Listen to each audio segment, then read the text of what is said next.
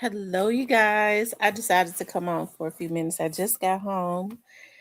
I had such a wonderful time tonight, and y'all, the party is still going on. I ain't gonna lie, nobody could ever again say that white people don't know how to party. Okay, have had a very nice, and they're still going. A very nice Christmas party at their home. I enjoyed, but y'all know I don't stay out late, so I like to it's starting to get dark at like 4:30. And so, yeah, good food, good drinks and stuff. The opportunity to network, all that good stuff. So it was just really nice. Anyways, y'all, the I want to talk about the Memphis Task Force. What's up, the Black Barbie? Black Barbie, you all should have some. Oh, I got y'all's little things. I'm waiting on one more thing. I got one of y'all things today, and I'm waiting on one more thing, which is I got a notification today too that was being shipped. Then I'm gonna ship y'all stuff out. My moderators, child, I'm gonna put myself on a budget. Like I set myself back 6 months. I need to get me a husband. That's what I need to do. Because I've so been in like the Christmas spirit. I want to get everybody something. Hey, lovely lady. And that's what I did. My grandbaby broke me. That's what she did. She broke me. Because I think I got her like 3 or 4 coats. I was looking at the coats. I was like, wow, I just want to I got her like 3 or 4. And I got them in different sizes, all the way up to a 6X. And I'm thinking, Lord, she's just 3 years old, but she'll have like from now up until she's like 6 or 7. Her mama won't ever have to buy another coat because I hooked her up. I still need to talk to you, sis, about my. Okay, that's cool. That's cool.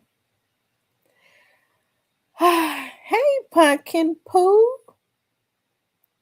I need to make me some because it's cold outside. I still got a little chill on me. I need to make me some coffee, but I'm good.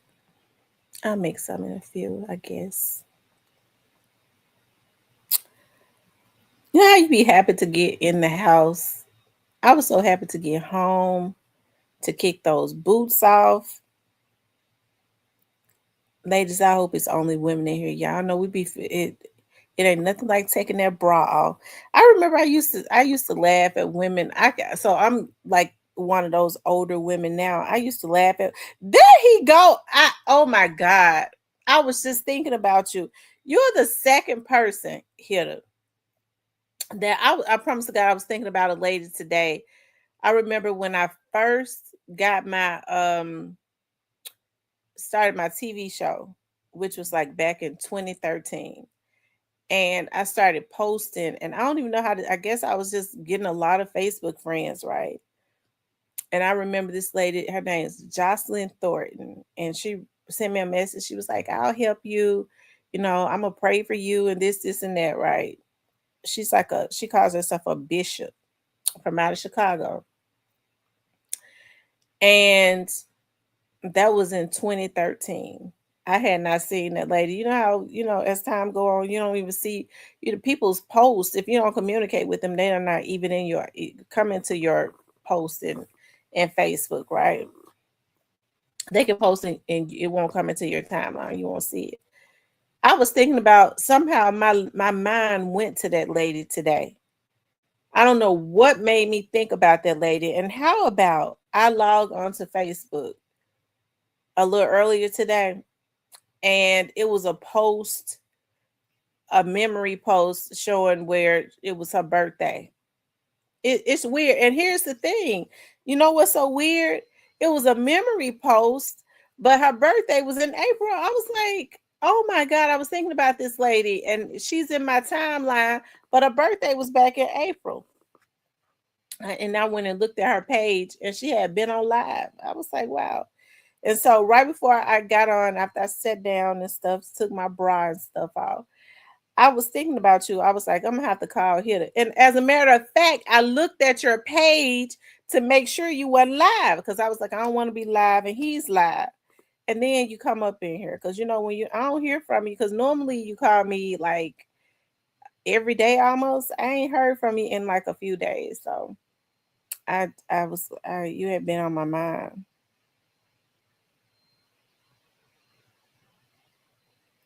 You was up around my way. You been in Memphis?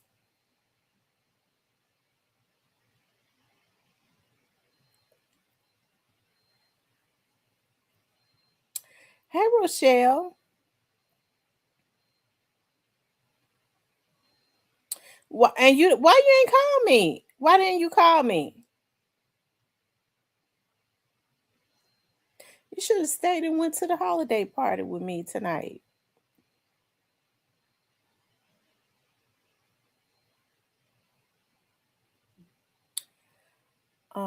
Pumpkin says here to he said he was in Memphis and he didn't call me. That's weird.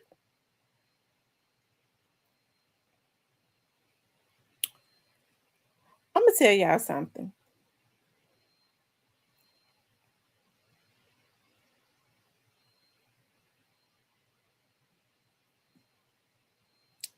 He said it was for work. I'm gonna tell y'all something. We have to watch. We gotta watch our children. We really gotta watch our kids. And I'm saying that seriously. Like, it's something going on where young kids, minors, teenagers. I don't. They have developed. I don't know if it's peer pressure. A lot of it is. But I know that a lot of parents are working so hard. Like it takes 3, 4 jobs to be able to survive. Okay. It takes about 3 or 4 jobs to be able to survive. I was looking at something tonight. But I'm gonna say this, like yesterday, I was um I was in a communication with this family and I was there. I stayed after work because I could not leave them like after my hours because I couldn't leave them. And they're going through hell. Okay, and I talk about how everybody that is in jail is not guilty. Okay, and out of all the people that have been falsely accused, because there is a percentage that has, most people when they do it out of anger, I was playing a video the other day. Um, the SCO interviewed the young lady, and she flat out said she lied. And I was looking at something today. One of those young men got 2 life sentences. Now that was weird. That was crazy. Okay, but we just. I mean, we're supposed to believe our kids all. All because I've always said that I'm going to anybody. My kids tell me that somebody has done something to them. As a mother, you absolutely right. I am going to believe my kids. Okay, but I've raised my kids in such a way that I don't believe that my kids would not lie and say that somebody did something to them sexually and they did not. Okay.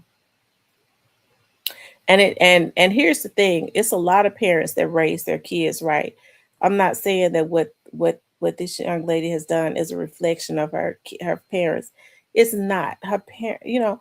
Um, sometimes the parents can, your kids, our kids do things, and you get to wondering where in the world did that come from? Just like I told you, like I found out my daughter had been smoking weed, and even she told me like way after she had graduated and she was grown, and she's like, when we were seniors, we went up to the Whitehaven Park, and it just came up because they was up there getting high at the park, and they was getting high, and her and her friends, and they all got to fighting with each other because they was getting high. But she never told me that. I was devastated because I've never smoked weed, ever, never smoked weed in my life. So I was like, dog, like she was like, well, mama, I'm grown now. That happened 3, 4 years ago. But I was devastated. I was like, wow, why would my daughters be smoking some weed? She ain't never seen me smoke no weed.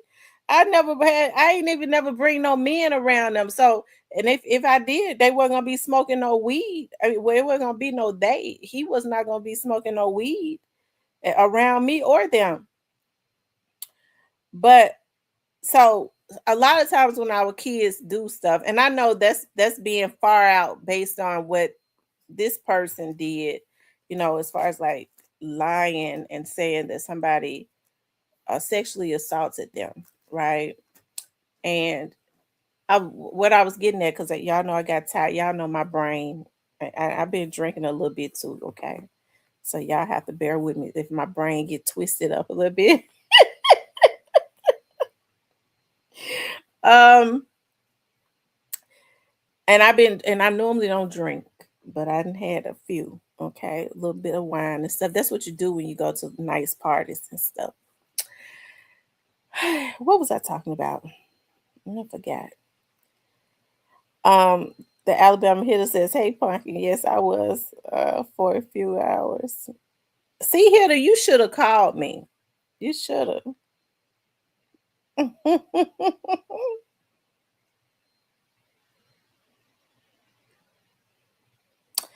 I'll tell you. What was I talking about? The Memphis Task Force outside, but there have still been shootouts.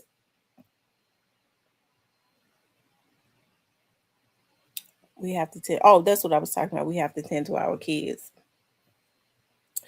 and so we have to tend to our children because psychologically, I don't know what's going on, but we really have to pay close attention. And I was saying as we get so caught up in working because we have to, right? We have to work. Unfortunately, there are more single parent homes. So, you know, if you got a two parent home, the parents, both parents would have to have two jobs. So you have mothers and some fathers who are single that are raising their children. They're having to do triple that, to be able to put food and stuff on the table. And so, as young adults, like I said, we just have to pay close attention to them because sometimes psychologically kids will act out, when they want attention, and they will falsely, they don't understand being minors, even though know right from wrong. If you falsely accuse somebody of sexually assaulting you and your family, okay, they don't understand the severity of that, right? And it's very few that will go back and correct that. And I had the opportunity to talk to somebody that had done that. And it's something because when I was talking to them, they recanted their story. That person has been sitting in jail for 2 years, which is hurtful. Okay. Y'all know hey, the saying is it's better to let 10 guilty men go free than to convict one innocent man. And um and I remember, just talking to the person, the young lady, and she, you know, um she said, I know I was wrong. And she said why she did it. And her parents were devastated. But you know what? They stepped up though. They stepped up trying to fix this situation, doing whatever that they could. And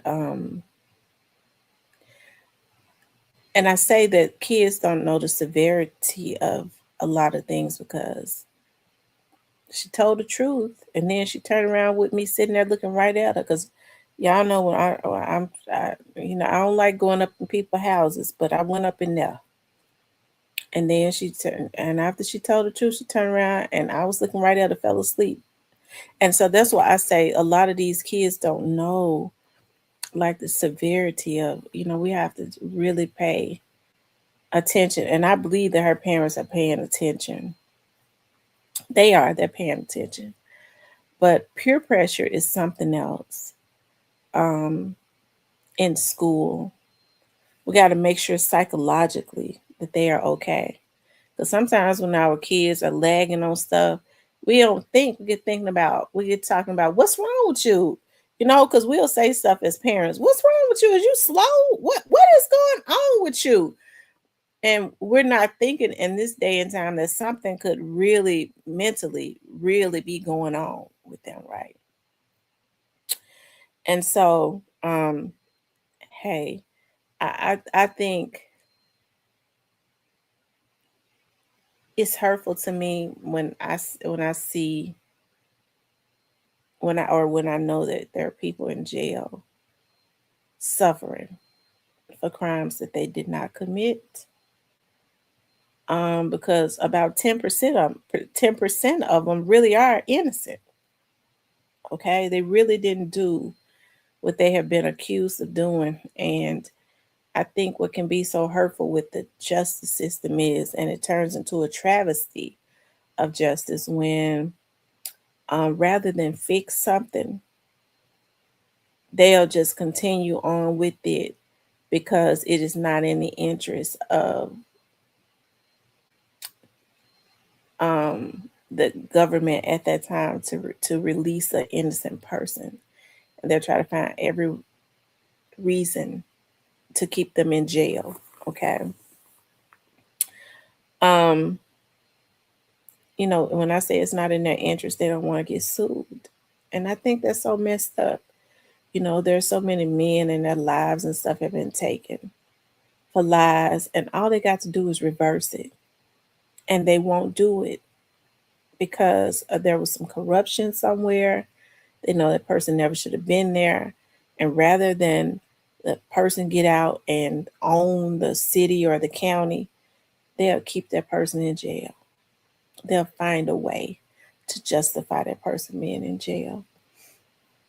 And so it's really hurtful to me. It really is um, it really is, and I'm not, I know with kids and, psychological stuff. And it's funny because it was in court. I don't know why I decided. I was like, no, I call the attorney, and I was like, the attorney was in another courtroom, and so I was like, well, I'm gonna go see something. And as soon as I got there, the young lady ran up to me, Miss Thompson, gave me a hug and stuff, and her family had her there, um, so that she could tell the truth, right? But I think about like her being a child, a man that's been in jail for a couple years. She does not realize what she's, done, and like I said, the family was so tore up. I couldn't leave. I couldn't leave them because there was a mix up because it's short in the prisons and jails, and the person they didn't do it right. But the judge was so awesome, even with the mix up.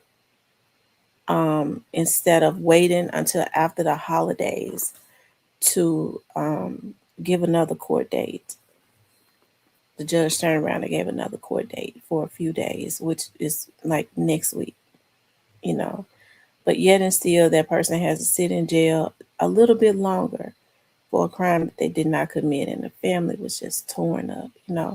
The idea, I think, that they were so hard, and which when kids tell us that something has happened to them, any good parent would be angry and would want to move to do what is necessary, for there to be justice brought to whoever did something to their child. And so that's why I say we have to watch our kids a little bit. We have to, and even if you are watching them, because I'm definitely not saying anything bad about the parents. We got to make sure psychologically, right? We got to make sure their mental is right, because even though they're kids, and that we feel like they don't have anything to worry about, peer pressure is something else. They want to be liked. They go through all of these emotions.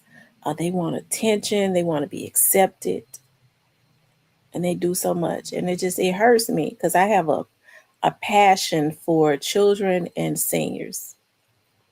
So yeah, I want to say that, and my prayer is for everybody that has been wrongly convicted, for God to um, open the jailhouse doors.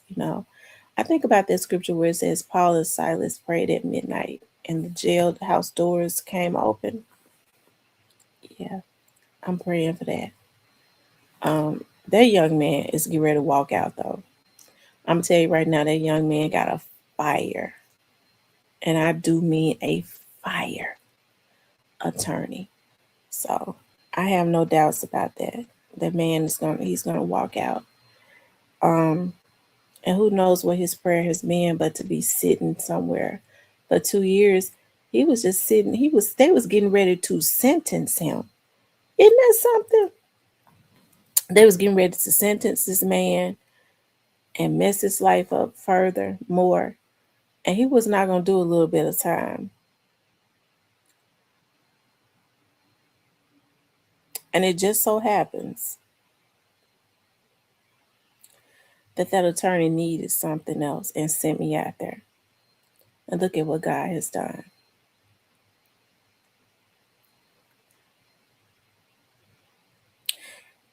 I was talking to my mother about it. My mama said, look at what happened. They were sending you so that they can go and close the book on him for good. And God has turned that whole situation around.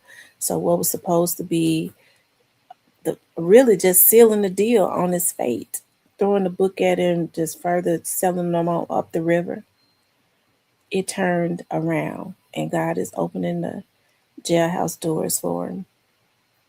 So, anyways, y'all, we just gotta continuously pray. I pray.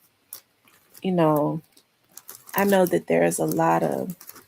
We know that there's inflation and people are, you know, just working hard to survive. We're all just trying to survive, right? We're all just trying to survive. But um, we have to pray and put some works in, okay? Because I don't like to tell people, just pray, pray, pray. My mama said that all the time. We just got to pray, nothing but prayer. My mother called me. I believe we talk every day, all day. She be getting sick of me because I be calling her all the time. She'll send me a text message. I'll call you back, and I keep ringing the phone until she answers because I don't be knowing she texting me. I have to make sure ain't nobody got her kidnapped. Okay. So when I call and she don't answer, she start texting me. Then I ring the phone back to back to back to back to back until she answers. Okay. She be mad at me too when she have to click over. I'm like, I just want to hear your voice. Make sure nobody kidnap you or nothing. I'm weird like that. Y'all leave me alone. That's how I do it. And it ain't got nothing to do with nothing on YouTube. I've been like that my whole life. Okay, this ain't no act on YouTube. I really am like this in real life. Okay, and so my mother called me. She was like, "Tell God thank you." I thought she was going to tell me, "Girl, you done got a big old check over in my house." I said, "Huh?" She said, "Just tell God thank you." I said, God, thank you. I had perked up. I said, what's going on? I thought she was going to say, had sent me one of them big old checks from all that back child support that I'm owed, okay? From those arrearages. That's what I thought she was going to say. Girl, they done sent you a big old check over here. Do they even still send checks? That let you know I ain't getting no child support right. I got a letter the other day. They holding my daughter who's 27 years old, holding her dad in contempt. I said I wish I would go to court. I ain't trying to deal with him. I did him. I dog walked him early on. Okay, when he didn't do right, but I'm not gonna put him through hell now because he's trying to do right. I'm not gonna be going to court to get him put in jail. Shit, the man trying to live. Hell, how he gonna work and stuff if I can have him put in jail? I didn't think like that a long time ago. Okay, but I thinks like that now. She said, Tam, be nosy, Rosie, y'all. That mama talked to her friend. I'm telling you, I promise you, my mom was telling somebody one day, Chrissy ain't the type of person that you could tell, I'll call you back. She gonna ring the phone until you answer the phone. And then once they answer, I mean, all they got to do is just click over. Just click over so I can hear their voice and instead of texting. I don't like that texting stuff. If your baby daddy wins the lottery, hell yeah, they'll snatch their arrears back and forth. Oh, Lord, please let him hit the lottery, God. Please let him hit the lottery, Lord. Please let him hit the lottery. Please let him hit the lottery. I think one of them paid his off. I was looking. It was one of them that paid pretty good. I remember I was looking at that account. I was like, dog, I know he ain't behind. He was in the arrearages, okay? Because I got his butt. Don't get me started talking. Because see, I done been delivered, okay? But I had to do them. They thought that they was gonna mishandle me. I had to show them something, okay? But he did good, and shout out to him, because we get along pretty cool now. Um, Rest in peace to his mother. He lost his mom and about a week or so ago. And I've always seen him real emotionless. And of course, anybody would be, because I said he's the reason I never dated another North Memphis guy. Okay, but he always worked. Okay, he always worked, and he a cool guy. He was. I was something else too. I was something else. I had a smart mouth. I was spoiled. I threw bombs at them, and then I was working right in the police department, so I had them to help me to do whatever. Okay, they could never hide. He never tried to hide. Okay, the other one was so handsome. He was a Rolling Stone because the women loved him. You know how they are about them mixed men. I wouldn't, but they was. So he was like a Rolling Stone. So we always had to do something a little strange to catch up with him. But he doing pretty good for himself now. I had to pray for him because he went through a whole lot too.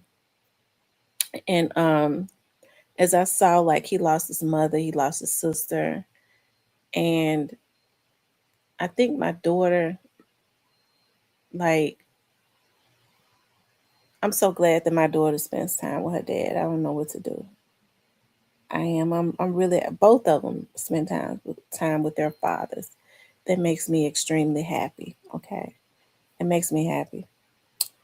Um, but yeah, Lord, please let it be my oldest daughter's dad, the one that still owes me all those arrearages to hit the lottery, because the one from out of North Memphis, he already paid. He don't have to. He's done paying child support.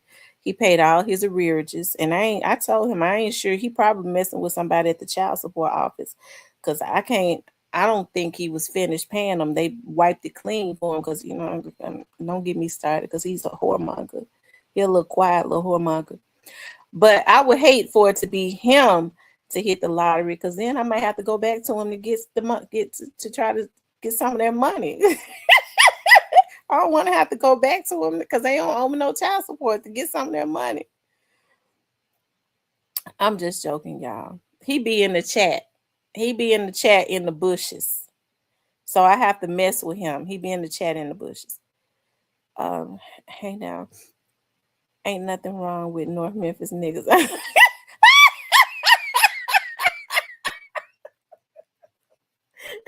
Shout out to North Memphis. It sure ain't. It's nothing wrong with North Memphis, guys. Ooh, they just ain't for me, child. But it ain't nothing wrong with him. Okay, he was real quiet. He was quiet and bad. He was quiet and bad. I remember he called me one day. He said, this how he talked.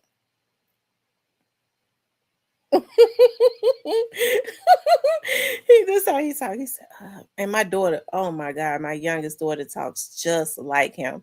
She got her dad's voice. He said, Tamara, yeah, Tamara. I said, yeah, because I couldn't stand him. Yeah. I said, yeah, what?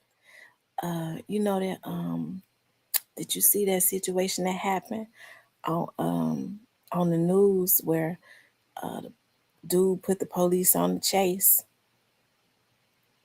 and then the police ended up shooting him and killing him in North Memphis? He said, Lord Tam, you're gonna snuggle up to baby daddy if he gets that. If he get them billions. Yes indeed, I'm telling you, I'll be ready. I'll marry him for the money. Y'all, that's a joke. We having fun, y'all. I'm I would pray. This is what I would pray, that I'm the mother of his daughter, of one of them. I'm one of them, okay? Because he got another one. I'm the mother of his daughter. I would think if he won $1 billion that he would want to give me some. I've raised his daughter.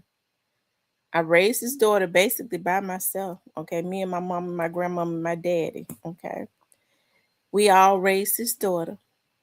So I would think that he would want to give me something without it's gonna have to be without strings attached. Hey, Anthony Coleman.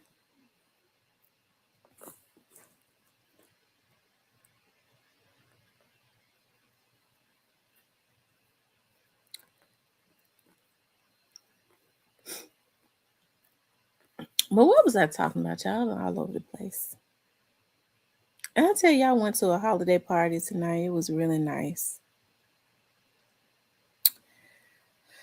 Uh, y'all, what was we talking about? My daughter's dad's hitting the lottery.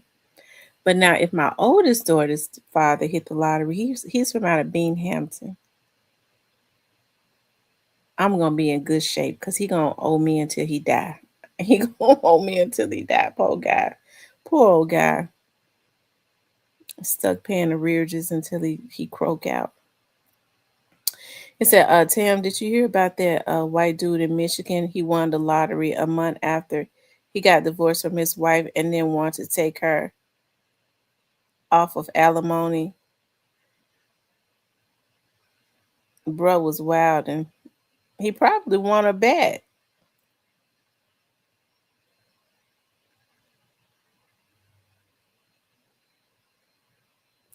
Is Binghamton North? I didn't know Binghamton was considered North Memphis. Are you sure? Because when I think about Binghamton, I think about like, okay, so you go down Poplar, you turn on Holmes. He from over there on Johnson Circle, child. Um, I didn't know that was North Memphis. I don't know what I thought it was, but I didn't think it was North Memphis. Because East High School is right there in front of there. I don't know why I thought it was East Memphis. So he a North Memphis dude too. No wonder. No wonder. Oh Lord Jesus. I just messed my life up. I should have just stayed in South Memphis. Okay, that's what I should have did. So I got kids with two North Memphis dudes. Oh my God. No wonder. Mm, mm, mm.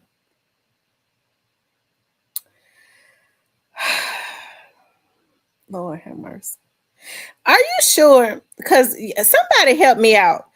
Binghamton is East Memphis. Because East High School is right in the front of there. And then when you go up a little bit, it's Highland. When you go up a little bit, it's Highland.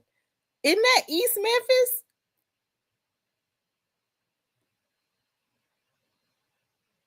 I mean, it's Midtown. No, it ain't Midtown. It's over there by the University of Memphis or something. I ain't never heard Binghamton was you trying. Oh, don't scare me like that. I ain't never heard Binghamton was North Memphis. Y'all sure? Wait a minute. Let me think. Oh Lord, Lord, this is why I had so much bad luck. Both of them were North Memphis, Lord.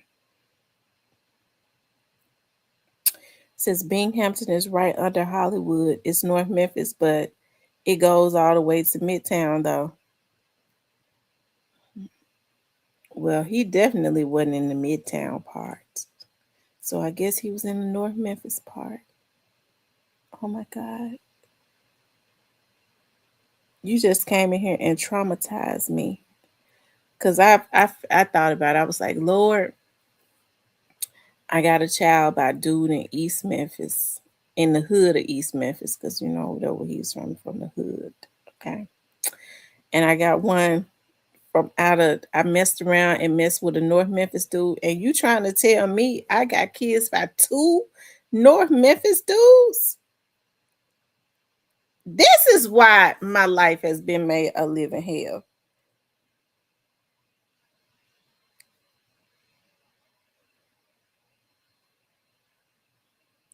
Oh my God.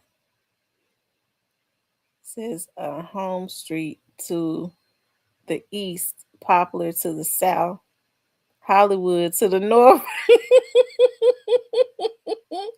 He from Alpha Johnson Circle.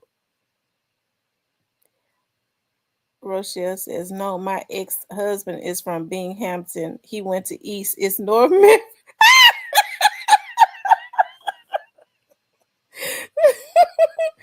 My granny said Binghamton have different types of dudes. Oh my God. Mm, mm. So I got my daughters are with two North Memphis guys. Oh my God. Um, Binghamton is no wonder. They act alike too. Okay.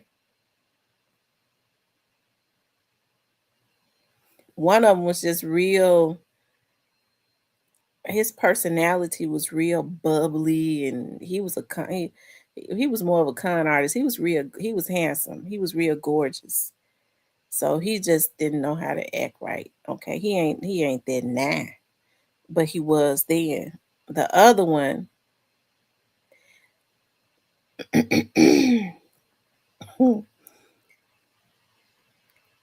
he real quiet and sneaky, and like I said, he called me one day. We didn't talk much. Um we just didn't talk much because we stayed into it a lot.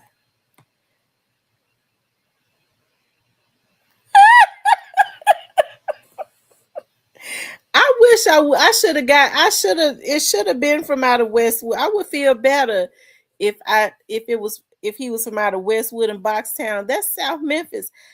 I should have stayed in the South. I'm trying to figure out them North Memphis guys was coming out of North Memphis into South Memphis into the Whitehaven area. They should have. If I had known what I know now, I would have told them, y'all can't come over here into South Memphis.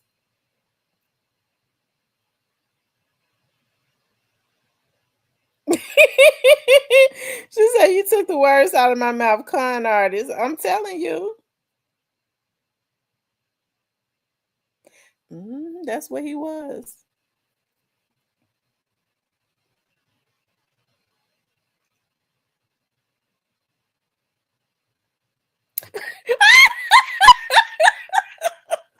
He said, "So you want a voodoo?"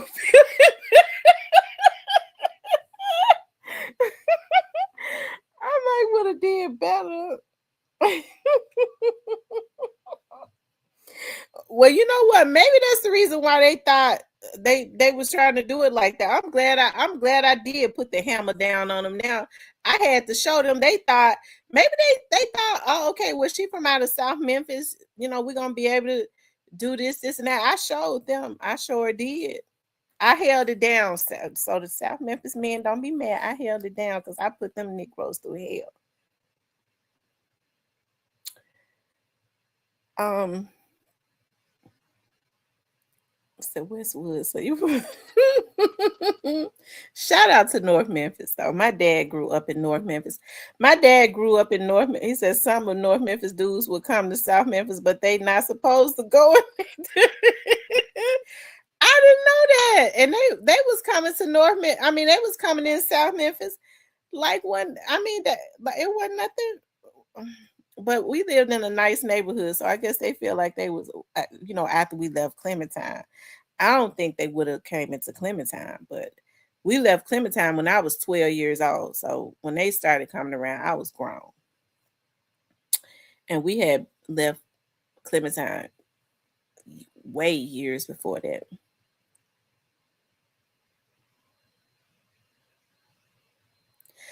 I cannot believe Binghamton is North Memphis. Oh my God. Says man, them South Memphis girls was wild back in the days, Walker homes. They was not wild. No South Memphis girls were not wild.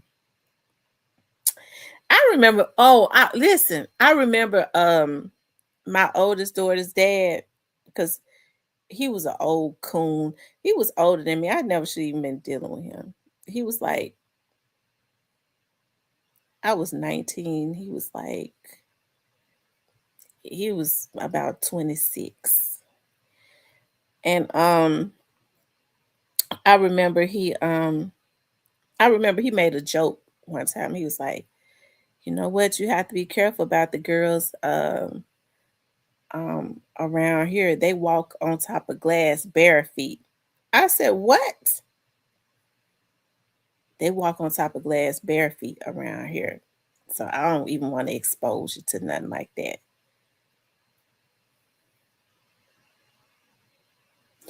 Lord Jesus. And Binghamton is North Memphis. No wonder.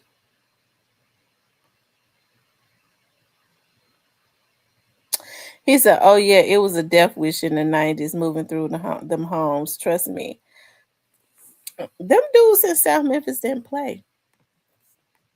But I don't think they had no issues with, I don't guess. After we left the hood, I would go back up to like South Memphis, like around Bullington, and they've torn my auntie's house down on Bullington Street. Like around Bullington and Taylor, off of South Parkway to, hang with my cousins. But my mama didn't let me do that a whole lot because she didn't want me walking around the streets of South Memphis for some reason. Well, I understand why, but it was sporadic.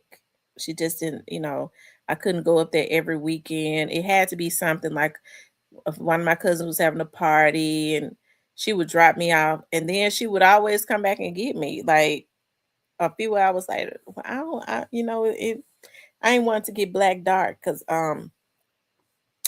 we had fun up there. It would be us, my cousins. It would be Gangsta Black, Courtney. We called him Courtney. That's his name, Courtney.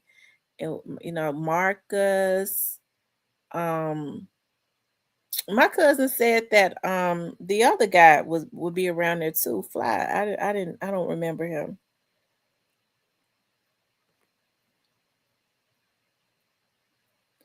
I don't know about or no, I've never heard of that street or Gill. Where is that located at?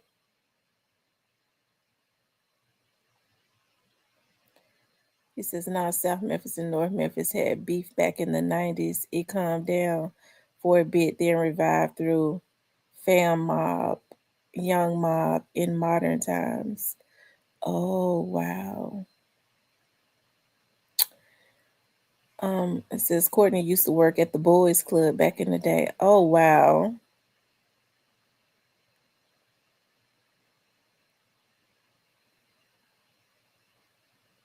Wow. I know he lived down his grandmother was alive at that time. He lived down there with his grandmother. He was cool people. I fixed him up with Vanessa. And let's see, it would be me, Marcus, Courtney.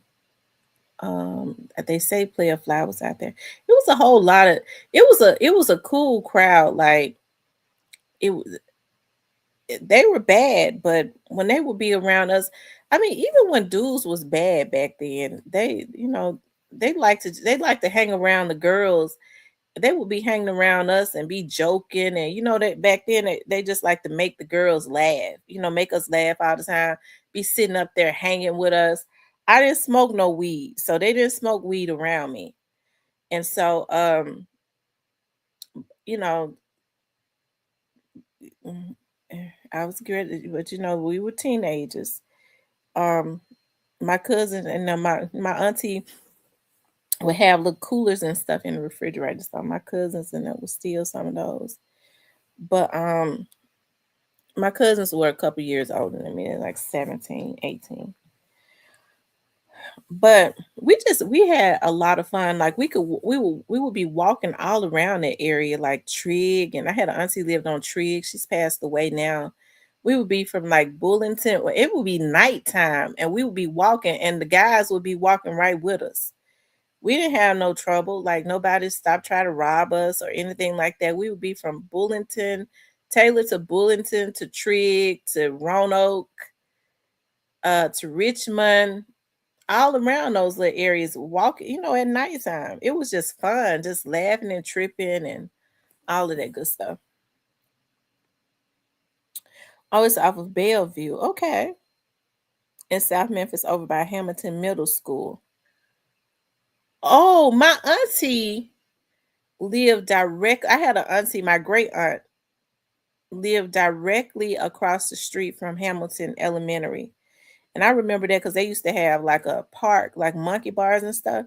So when I went over to her house, that she had something at her house. Us kids, we would run across the street and hang on the monkey bars and all of that. The school is still over there, but the monkey bars ain't over there no more. Cause one day I had a case over that way, and I went down the street, and it just brought back so much many memories.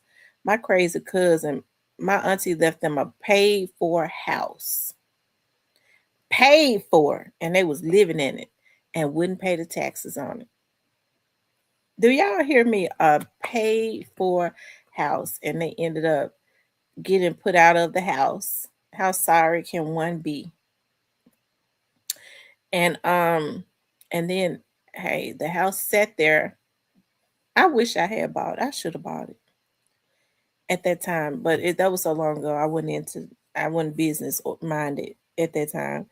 But they tore the house down. So all of those houses are still there. So when I ride by there, I see her land just empty. Her lot. My grandfather used to stay in the area before my grandmother used to stay in the area before she passed away. That actually happens a lot. Yeah, it does. It happens a lot in Memphis. Unfortunately. Unfortunately.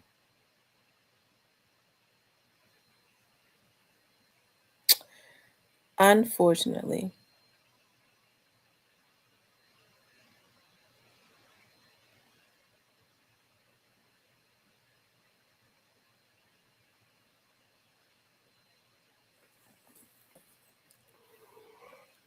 I told y'all about one time when I was working for the police department,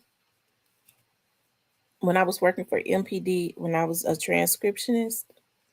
That was before I went through the academy. I remember Ed. Ed is he retired, and he's a investigator for the prosecutor's office now. Ed a good guy. Um for the state prosecutor, that at the DA's office. And so Ed told me, he said, Tamara, I got a guy coming up, and I need you to type the statement. I said, okay. He said, yeah. The officers, cause see, I think they still do that now when it's a felony or whatever. They have to take them to. At the time, it was felony response. I think now they go to the precincts. They still have to question them. And so he said, yeah, the guy from out of Binghamton, it sparked my interest. I said, really? And then I started looking at the street. I was like, oh my God, like my daughter's dad live over there. So and so I sat right down. I was like, okay, I sat right there and waited for them officers to bring him in. And so when he brought him in, I looked at him. He walked in, he was tall and handsome. He was a good looking guy. And so his charges were um well his brother had walked in on him having intercourse with his daughter. This was his own biological daughter that he was having intercourse with. So, anyways, the girl was at that point she was 17. And so when the brother walked in on them in the act, he called the police on him. And they brought him up there, and that guy was going in. Because when I saw him, I was like, wow, I wonder if that's true. Like he was very handsome. So then he was like, so anyways, I remember Ed, who's a real laid back cool guy. He's a deacon at church. Okay, so he never cussed, nothing, just a good mellowed out dude. And other lady name, that was Lady Isabel. So Isabel was sitting there. Isabel was tall, and she had a brick house shape. Okay, so she's sitting there looking in the mirror, and I mean, he was going in, and they was letting him get it all out. And so he was like, yeah, I got plenty of gals. I ain't gotta mess with my daughter.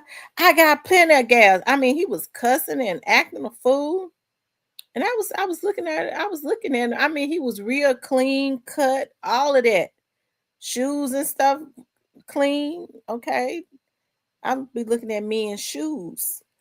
Looking at his tennis shoes and stuff. I mean, just a clean cut guy. And then he sat there for like 30 minutes. Okay, after they set his ass down up there. And then all of a sudden they turned on him. They let him get it all out and they turned it on him. They broke him down. And so I'm sitting there typing and stuff. And all of a sudden that man said, I know I was wrong for doing that to my daughter. He was about 36 at the time. I know I was wrong, but she was acting like she was liking it. I I was like, oh my God, I started hyperventilating because I'm gonna tell y'all something that happened at that time when because when he came up there, he was irate. Okay, he was kind of irate, and then he started talking to y'all. I would ask a lot of questions, like you know, especially I mean, they be one for the person to get comfortable anyway. So he lived right around the area and knew like my daughter's dad. And so anyways, once they started breaking him down and he started talking about, he knew he was wrong. And anyways, when they talked to his daughter said that her mother was on drugs.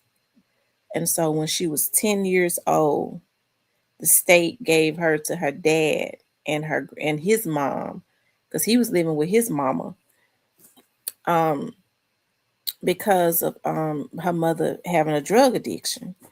And she says as soon as she moved into that house, they placed her in the house. Her daddy immediately started messing with her. She said it went from him putting his hands in her to him rubbing up against her. And she said it took about a year or so when she turned like 11 for him to start penetrating her, okay, and getting her to do other things to him. So, every now and again, because I always remember his name, It's really sad. And so here's the thing that was so messed up about it, because she said that when she told her grandmother that her dad did this to her, she said her grandmother, his mama, which is her grandmother, told her, "Shut up. Don't you ever say that again. Your dad didn't do that." So she said she just learned to like it. You know, in order to get through it, she fixed her mind, because at 17 years old, she was still having intercourse with her father. Okay. And this black cuckabug kid talking about he a thug and he doing this to his daughter. Now, every now and again, I get to thinking, especially when I was working MPD, I would always go into their system and see if he had been arrested. I would always get curious about him. I still remember his name. He probably dead now, hopefully. Okay. Because I looked for him the other day. I ain't seen no records on him. So maybe he done croaked.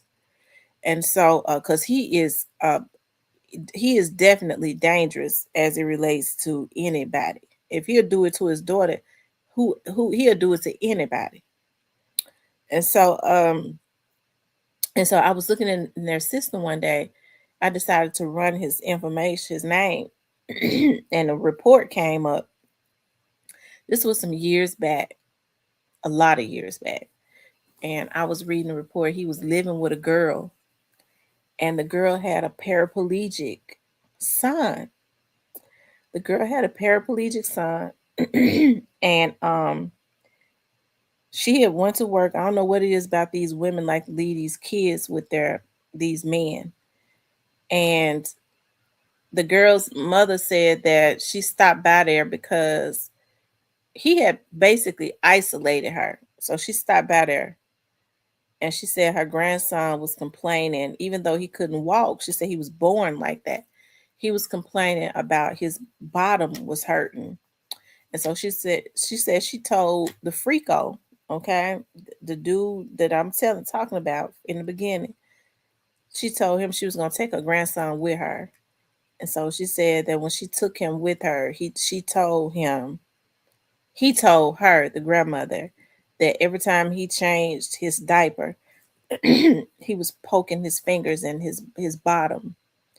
And so she immediately took the child to this was a boy child. She immediately took the child to the child advocacy center, and they have to do like an examination. And I remember reading in the notes, the child's he had been poking in his they said the child bottom was just so raw, like from like and broken and messed up just from him terrorizing that child. This is a paraplegic child poking his fingers and stuff in that child's butt. Ain't it? Anus. Let me see something. I hope he dead. Let's see. Because I get mad every time I think about that. And it's been years ago. Let me see, this freak dead. I don't know if he dead or not, but I'm getting ready to see. He need to be. Hold on. I get mad. I ain't gonna show y'all his name. I need to show us somebody. Oh, so he's still on the sexual offenders. Wait a minute now.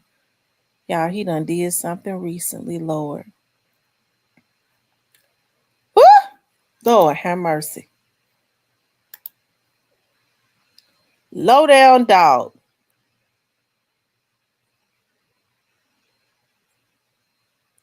Let me tell y'all something. Remember that there was a rapist in Binghamton. Now, those people that live in Memphis, y'all know what I'm talking about. Every summer, that rapist would strike. They never caught him. He would strike, and then he would go some summers without striking, and then he would strike again.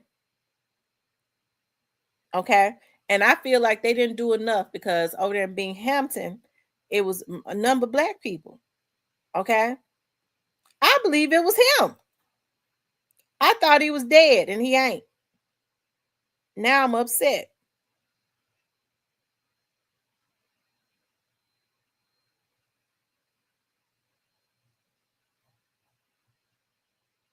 Oh my God.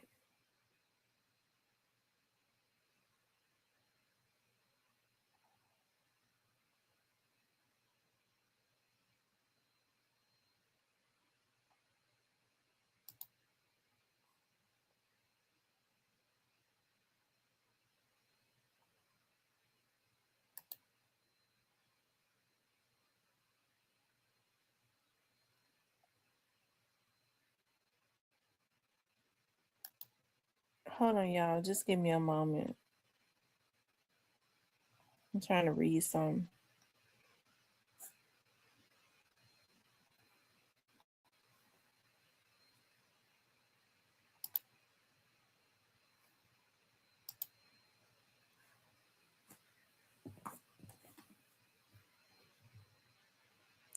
His mama done died. His mama dead. She done died, y'all.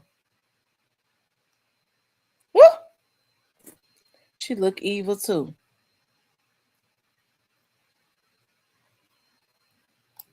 Mm.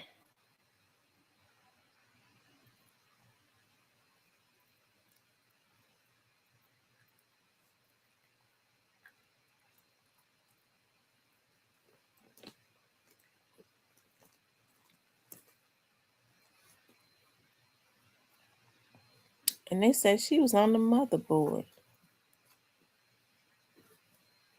Mm. Mm-mm.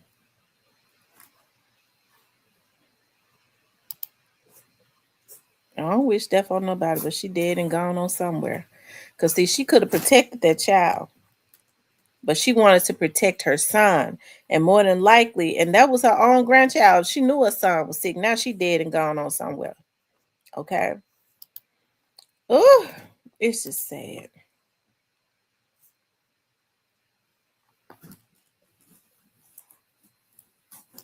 Should have took him with her. Hell, he left still being a freak. Anyways, y'all, we just gotta pray about stuff like this. See, while these men around, don't get me started, Lord. I don't want to get started tonight. I came on here to talk about something else. I forget what I came on here to talk about. The task force. That I ain't even into, I don't even know how I got into talking about this.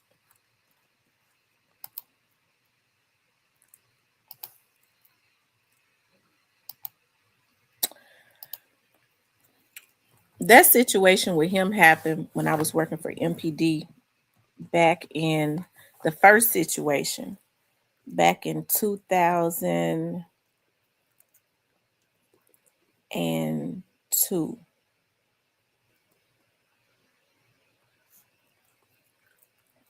It was 2002 because that was when I was working up there in felony response because I worked in felony response for maybe 2 years, and then I went through the academy and they put me out in traffic and back in Crime Stoppers later on.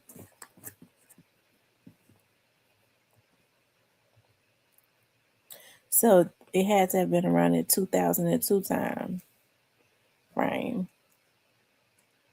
Mm, mm, mm.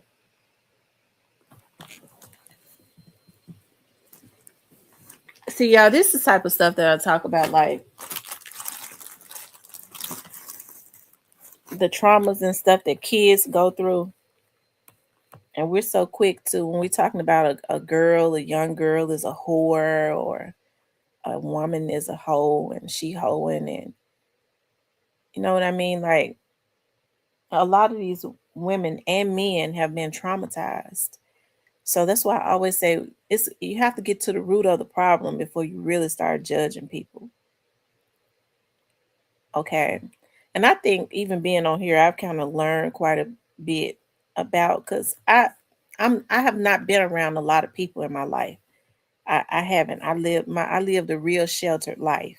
I did what I wanted to do, but because I lived a sheltered life, I didn't want to do a whole lot. Okay. And so what I've learned is, especially since social media has made everybody feel like everybody is so accessible. When people have gone through hell and they've lived a real bad life. When I get on here and I talk about, I had a good father, a good mother. Um, Even though I grew up in Clementine until I was 12 years old, I still had a happy life. Sometimes when people have gone through hell, and if they were children, it's not their fault. But broken children turn into broken adults if something is not done about it. So it'll make them peek in here in my vlog and hate me. Who she thinks she is, talking about how mama good. They be wishing death and stuff all on your parents. So God gonna take her parents away because she talk about it when you. I'm really just giving my folks their flowers as anybody should give to their parents. But when people are broken, they don't see it like that, right? And so what I've had to do is be more understanding of now, some people just low down. You can't fix jealousy, but I've had to be more understanding of adults with the level of trauma that they have because I am very like understanding. I be want to coddle every child, every y'all see how I was crying and stuff when I wanted Straight Drop to get convicted, but y'all see how I was crying and stuff when Straight Drop had gotten convicted because all I could think about was Straight Drop was in the age range of those young men that I used to go and mentor when they was over there at Jail East, right? And so I be wanting to coddle kids and keep them safe and love them just like I do animals and stuff. The same thing I be wanting to do with seniors because seniors are very, very vulnerable. So I don't know how people can have parents and um and not go check on them, not go make sure that they're okay, not go take care of them. Cause I'll be trying to give my mama everything she want. Okay, my mama, even we was living in the projects, my mama tried to give me everything, and she probably shouldn't have, because she had me real spoiled. And so now I do the same thing. I be trying to give, and my mama does not ask for much. So even if she don't ask for it, if I hear her, if she get to talking about, well, it's time to pay this, it's time to pay that. She don't complain, and so I'll tell my sister, you know what? It's about time for them taxes to be paid or whatever. So what we need to do is she kind of groaning, but she ain't gonna dare ask us to do nothing. I think we need to go ahead and do that for her or something like that. And my girls got her just as spoiled because they was taught, that's my mama, that's their granny. They granny tried to give them everything. She gave them. I told her she coddled them girls way more than she ever did me because she whooped me. She never whooped them or my sister, but I got whoopings. Okay, because she said I talk back. And so I don't see how people can't check on their elderly as their parents and stuff start to get older. How could you not want to do something like that? That's why even with the issues that I had with my girls' dads, I never told my girls anything. You know how when women are mad, and I think women got it bad about doing it when they're mad at the fathers of their children, they will you know outsource that to the kids. You just like your daddy. Your daddy don't love you, and they talking all bad about the dad. Now I talk bad about their behinds, but I didn't do it in front of my children because I didn't want to influence my girls. So whatever I said about them, I made sure my girls didn't hear it. And so because I didn't want to influence them, and that's why now they can have good relationships. And so what you have to do is you have to be very careful about what you put into the atmosphere. I never would have told my never wanted to ever make my daughters think that their fathers didn't love them, because believe it or not, girls will internalize that, and then it will mess with their psyche. It makes them vulnerable to young men. My dad didn't love me. The first young man that say that they love them, they fall and prey to him because they feel like their own father didn't love them. This is a man that loves me. So I think that women should stop doing that. Don't. It's a lot of things that should not be said or done in front of the kids. We got to let these children be children. These grown folks gonna have to deal with their own problems. Choose better. I can talk, okay, because I didn't choose good. So I'm in the same category as every other woman, okay, that didn't choose right. So that's why I said we have to choose better. Choose who you have. Be deliberate about who you have these kids with. Okay. It just I didn't have no idea I was both of them was from North Memphis, okay, but they from way on different sides of North Memphis. But I tried, okay. I had got a baby about one, he didn't do right, and I tried. I got another one. I didn't have babies by 100. Just because you hear a lot of women say they brag, they be bragging about they having babies with all my babies match. And y'all, I started hearing that. I ain't started hearing that match stuff until I got grown. I hollered. I holler when I hear women. All my babies match. Yeah, but the dad ain't no good. They'll try to say you got two kids by two different men. Well, I mean, one didn't act right. At least I didn't stay. I try to see what was up with the other one.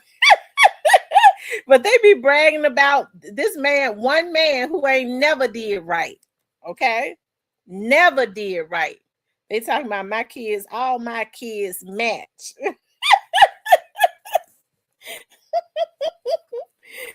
He says Tam got 2 for 2 north. Oh Lord, please don't remind me. I'm gonna have to look at that map because I was sitting here looking at that. Because see, um, the part of Binghamton, when you go down Holmes, like you go down Poplar, and Highland is right up there up the street. So I believe is it could, because then when you turn right on Highland, you go down, you in Orange Mound. So I mean, it might be he probably from the South Memphis part of Binghamton. It's closer to Orange Mound because when you go down, because Highland is up the street, you go down Poplar, turn left on Holmes, and then straight into the projects. Okay. Anyways, y'all, make sure y'all hit that like button. Okay, make sure you guys please like, share, and subscribe.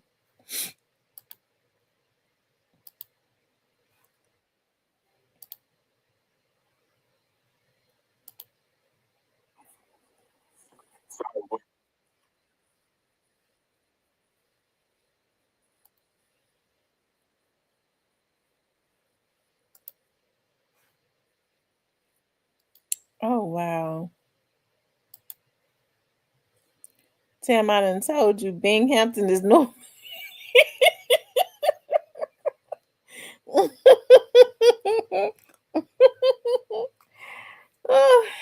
mm, mm. Only thing I can say is they got me.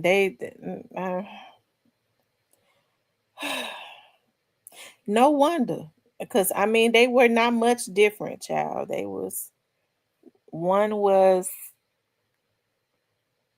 I probably should have been scared of my second daughter's dad. He was from over there off of Steel. He grew up around like Steel. I probably should have been scared of him because he was real quiet and sneaky, and his brothers and stuff. His brothers and them still terrible.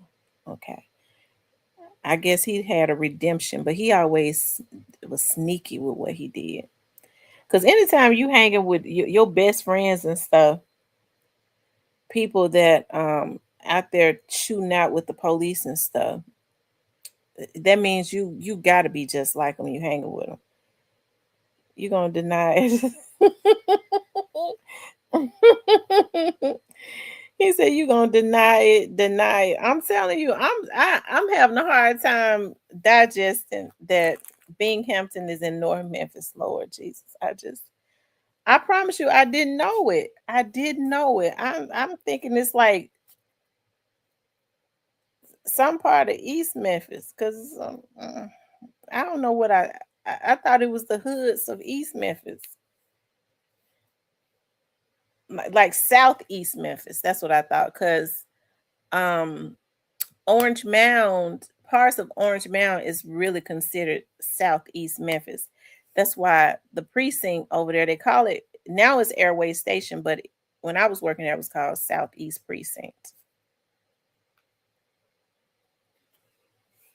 Because I think those wards went all the way up to Highland Street and around Highland Street.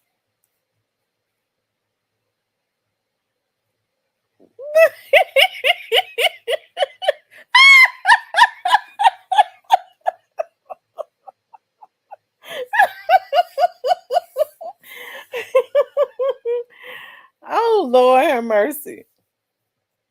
He said, "Hold up, Steel Street is in Fraser Town." I thought. Well, Fraser is North Memphis. Fraser is a. If you ask me, it's a sector of North Memphis.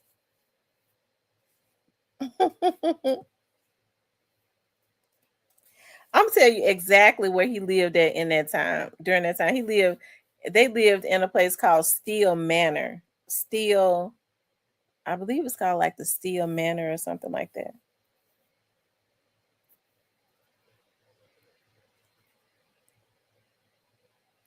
He got 7 brothers. 7.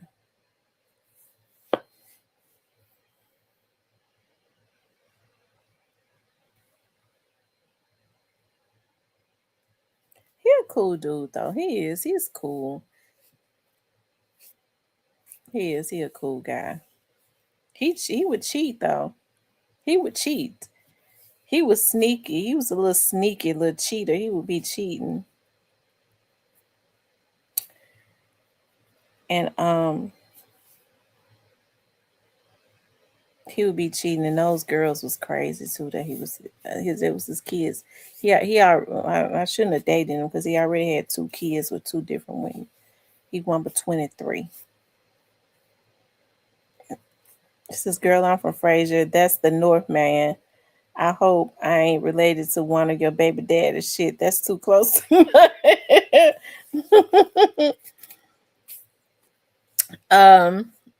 I don't know. You might be, cause he got a lot of brothers. He has 7 brothers. His mama had 8 boys. She had 8 boys. It was a lot of them, and they were bad too. He was the baby boy.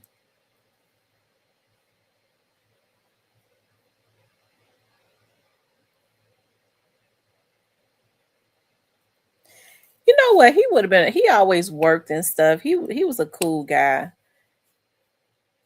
He just it was a lot of it was me too, but he was a cheater.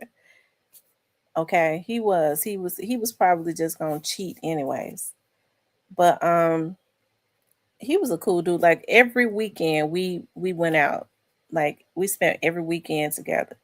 Cause he was not even my type. He was not my type. I wasn't interested in him. At that time we had pages and stuff. He would be constantly paging me. I was like, "Ugh, I don't want to talk to him." Then I started talking to him because I was talking to another guy. And then I was like, I started going out with him, just going to like we would go to movies like he got paid every Friday. And so he would always say on Thursdays, um, would you go out with me this Friday? We went out every single weekend. I ended up liking him. I spent so much time with him. I was like, well, too loose to the other dude because he ain't talking about nothing. But I had never even really been in North Memphis like that until I started. I don't even think I don't I had not I didn't remember being in North Memphis until I started going with him. I remember being in North Memphis when I was a little girl, because my dad and them still got that house over there. My auntie owned it. My dad grew up on Norman Street until he was 16. And then they moved to Whitehaven. They moved to Whitehaven. He started going to Fairleigh and met my mother. Um, yep.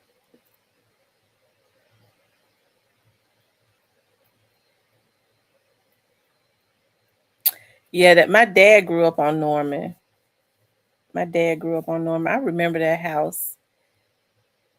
And I remember because they kept the house, even when they moved out of it, because my granddad had paid for the house. So family members and stuff would live in the house. My auntie owns the house now and she rents it out. Um, but yeah. So basically my dad grew up in North Memphis because he didn't move to they got a bigger house on Tulane. It was a house though, but it was on Tulane. And It was a nicer house because that house on Norman Street was raggedy. I remember that as a baby, as a little girl. I ain't like being up in there. And and so they got the house on Tulane, which was a lot nicer, you know. And my mother grew up on Shane Lane. And so after they came from out of Mississippi, so she was a country girl. And let's see, one, two, three. My dad and my mama lived 3 houses from each other. And they went to Fairleigh. So growing up, I was always, when I was at, because that's a family house. My family still owns that house on Shane Lane. As a matter of fact, I got several members of my family that lives on Shane Lane. One of my great aunts is still alive. So I'm always down that way to see her. She's in her 80s. But I was always out of one house in the other house because my dad's mom lived in the house on, because when you go down Shane Lane, it curves into Tulane. So it would curve into Tulane. My grandma lived in that house, and then my great grandma lived in the house on Shane Lane. So that's something. That's weird. It's not weird. It's, I get to thinking about it now because I had a really good childhood. I really enjoyed it. I think I miss my dad's mom because I didn't go see my dad's mom. I would go see her, but not a whole lot. Each and every time I would skip around there because I used to like to skip, or I would jump rope. My mom always had me a jump rope. I used to like to jump rope everywhere. Instead of walking, I'd be jumping rope. I would jump rope around to my grandmother's house. I think about that every time I went to my dad's mama's house. Every time I would jump rope around there, I remember she would always grab me. And she always, and I used to wonder, because I used to always say, Grandmama, did you know I was coming? She would always have like some change sitting up on the end of her couch. And always before I left, she was like, Here. I was like, Grandmama, did you know I was coming? Because she always had some money for me. She always, and it would be like, back then, $2 or $3 was a lot of money. We would go to the candy lady and just go crazy.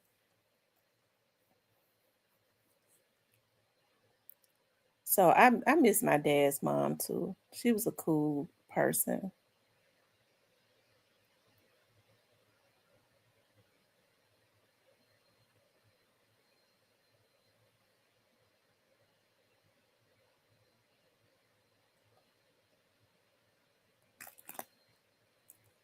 It says, girl, why did they end up beefing with each other? One called the health department on the other. Wait a minute. Norman had two freeze cup. The Norman Street had two freeze cup ladies, so one got jealous because the other one was making more money. She said Norman had two freeze cup ladies back in the days. Girl, they did. Why they end up beefing with each other? One called the health department on the other, and the health department made both of them stop selling candy and freeze cup.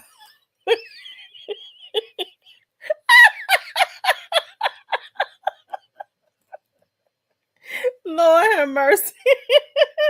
The freeze cup ladies done told on each other. Lord have mercy. Them freeze cups used to be so good. Oh my God. Especially the sweeter they were. Oh, they were so good because it was just Kool-Aid anyways. I think when we lived in Clementine, we had a popsicle lady, we had an ice cream lady. I think about we used to go in there and we would pay 25 cents for we would pay 25 cents for an ice cream cone. I was talking to Vanessa about that the other day. I said, Vanessa, remember we used to go in there? We used to love it. Like she would have vanilla. She would say, What you want? Vanilla. She was an old lady. She could barely walk. As a matter of fact, I don't know because she would be, she was old. She was like probably in her late 60s. And she would be barely getting up. I said, Vanessa, remember we used to be glad when the lady had ice cream and then she would get that ice cream scoop and Ice cream was running all down our hands and shit. Like that was nasty. But we would be in there. We would be over there buying ice cream, y'all. Cause in the living in the projects, we were happy, especially back then, like to be able to go. We would go get the penny candy, 25 cents would get us 25 pieces of candy. So we had several candy ladies over there because some went up to 2 cents. We didn't deal with the candy lady that liked to sell the penny candy for 2 cents. If we had enough to get a pickle, oh my God, we were so happy. A pickle, 25 pieces of candy. We would be good and sugary and lit up, but we didn't have no diabetes or nothing. I guess because we was walking around. I think they putting something in the sweet stuff now to make your glucose high. But because we ate a lot of, I mean, you would think that we would have had diabetes. We used to take a whole damn. Everybody in the hood did it. Take a whole damn bag of sugar and put it in Kool-Aid and drink it. Stir it up and drink it. We ain't have no issues.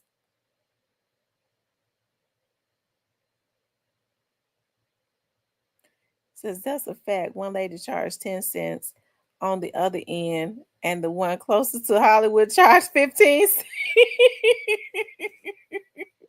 But they was beefing. When we moved over there, when we left Clementine and moved over to Twinkletown, I kind of had a little shock. Now DJ Paul and them was living over there in Twinkletown. But I kind of had a little shock. We didn't have no candy ladies. Nothing. So I kind of had a little shock. I had to get used to it. We had at the time it was called Lightning Burger. It was a Lightning Burger. And we used to walk up there. It was a 7-Eleven and a Lightning Burger over there by Elvis Presley's house.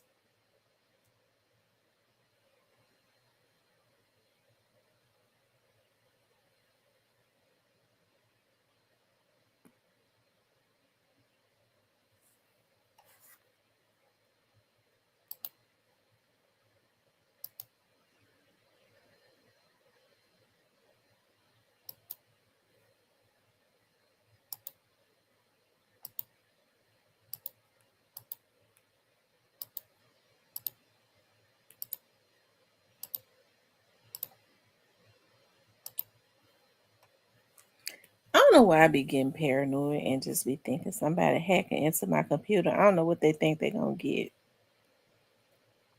Because something just jumped up on my computer just like that while I'm sitting here looking at it. Um, she says Twinkletown shit, Mugs had some money over there. Yeah. Yeah, Paul family had money. Paul's dad was a he had a successful pest control company. DJ Paul. It would be him and Ricky lived over there too. Infamous Lord, whatever they call him. But he lived in there with them. And Ricky was so quiet.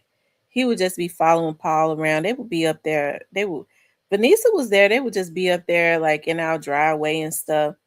If they seen us out, Paul had a red moped or whatever you call it. He would be riding it.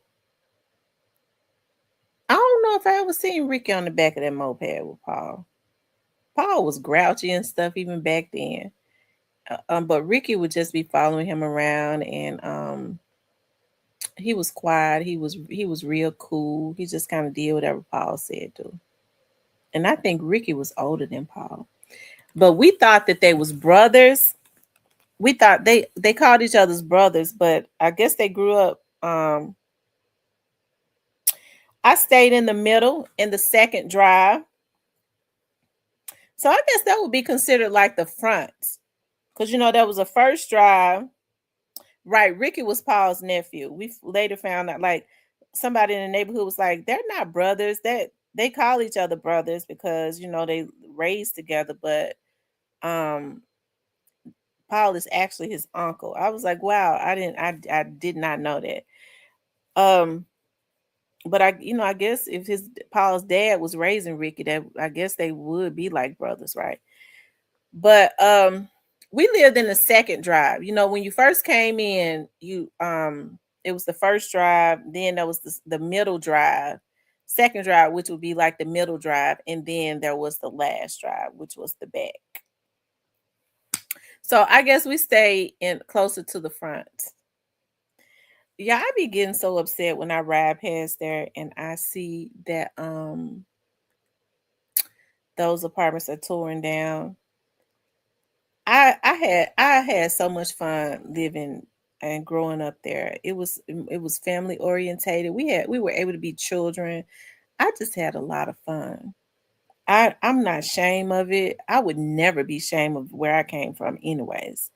But I just really enjoyed it so much. I be reminiscing a lot about how we all used to run around and stuff, and that was when people really cared about each other.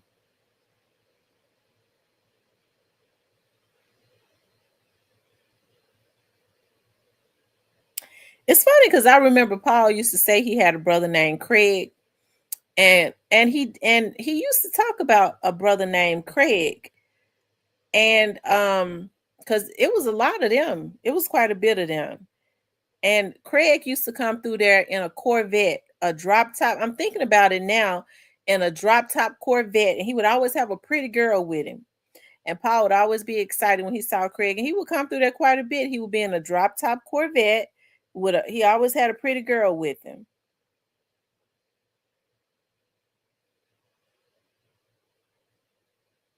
Yeah, Paul had a lot of brothers.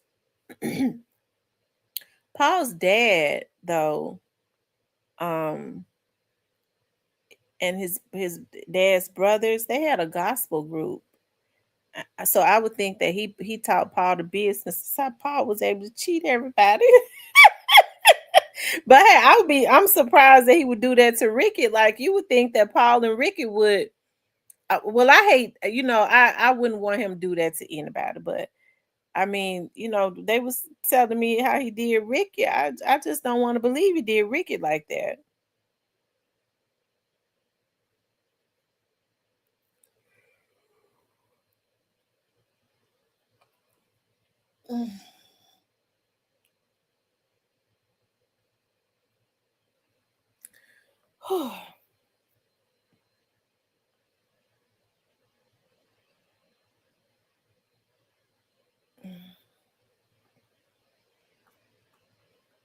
Yeah, yep, sure was. It was called the Borgard Brothers, I believe. Because my grandma and them said they used to go to the churches and stuff. That's when those gospel groups and stuff would come to churches, like people made sure they got out and went to the churches and supported them. It would always be like on a Sunday after church. Dub JJ said Ricky wouldn't leave the drugs alone. Oh, wow.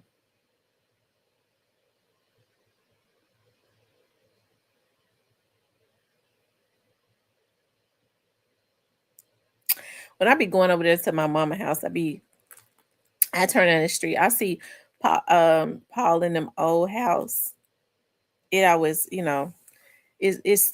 just it still look the same. Like they have not the people that live in it's still the same color. It's nice. It's a beautiful home, but it's still the same color, everything. You know how most like that's been so many years ago because we were still teenagers. So you a lot of times like my mom has painted her house and stuff, but Paul in them house, there is still the same color.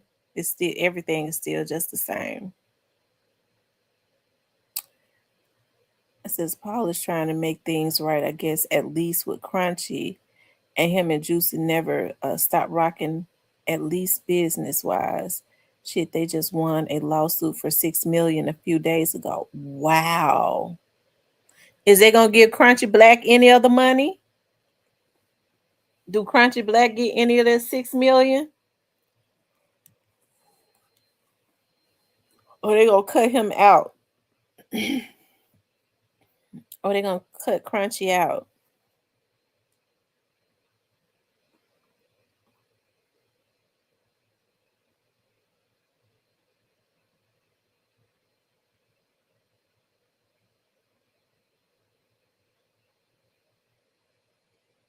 Now, let's not get ahead of ourselves.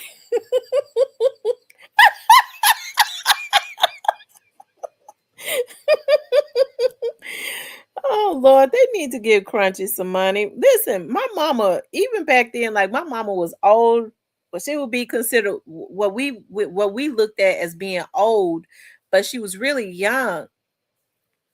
And so my mama used to like to look at for number one, my mama remember Paul. Like my mama and Paul used to joke a lot. They used to joke a lot because Paul was always real quick witted and he was bad. He was real, he was real mean spirited. Okay, he was just grouchy. But he was funny. He was a real funny person though. But so my mother was really proud of Paul because believe it or not, honestly, Paul started DJing and stuff. He started working hard like when he was like around out. He was, I think Paul was like 16 then. Like so he was DJing and trying to get his stuff going. So he had worked really hard. I have to say that. And I know that because I grew up in the same neighborhood with him. So when he would be standing out there with us and talking about I remember one time he was really excited. He was standing out there because we used to always be in our driveway.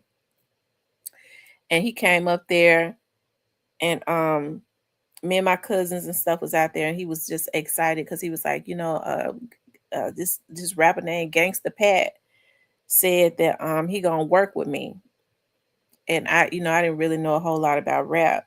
I remember that too. He was like, yeah, Gangsta Pat said he gonna work with me. He gonna help me. And he was really excited and stuff. Um, I later found out who Gangsta Pat was. It's funny how life is because I didn't know who he was at that point. I didn't know who he was, period. Until like my cousins had started listening to his music. And he had this song called that my cousins and them used to play all of the time called Shooting on Narcs. And so then when I started hearing my cousins and stuff say, yeah, that's a little dude from up out of Hillcrest that's rapping that song. I didn't listen to no rap music, so I know it's something. I end up dating him years later. That's weird, huh? Like a lot of years later, way after he was out of the business. And I know people say, Gangster Pat, this, and that. Gangster Pat was so different with me that it was ridiculous. Like when folks say whatever his life, I don't know what it was because I ran him. So and he be in the bushes too, and he ain't gonna say nothing. Gangster Pat never was disrespectful to me. He was one of the most respectful men that I've ever dated. Okay. So he was a real cool guy. He was very cool, very giving, real methodical, and he's got like a brilliant mind. A lot of people don't know that, as far as musically and all of that, he real calm and stuff. Cause I'm real like hyper. I could be hyper and just he was just always real calm. He always kept me real calm. So Pat was a cool guy. He a cheater too though. That's why we ain't together.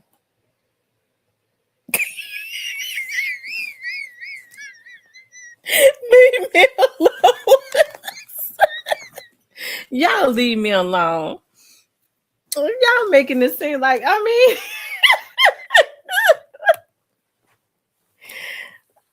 told y'all I dated him. I dated him for a very long time.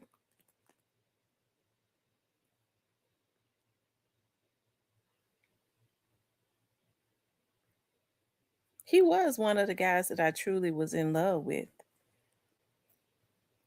Why you say that? Oh Lord Jesus, Pat a cool guy. He's cool. I'm gonna tell y'all something. Oh Lord, I think I might be. I see. I done been at a party, holiday party. I'm gonna tell y'all something. Them lawyers gave a great party tonight. They always do. Can't nobody say that white people just don't know how to give a party. They have good drinks and good food, and they know how to party. Okay, and the party was until, so they probably still up in there. Okay, It was one of the lawyer's house. It was house is so beautiful. I'm gonna tell y'all how me and Gangsta Pat started talking, right?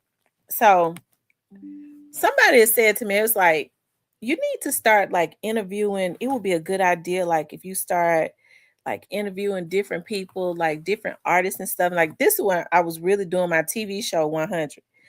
And you should start interviewing like different people from like around the city, and like it's a lot of artists.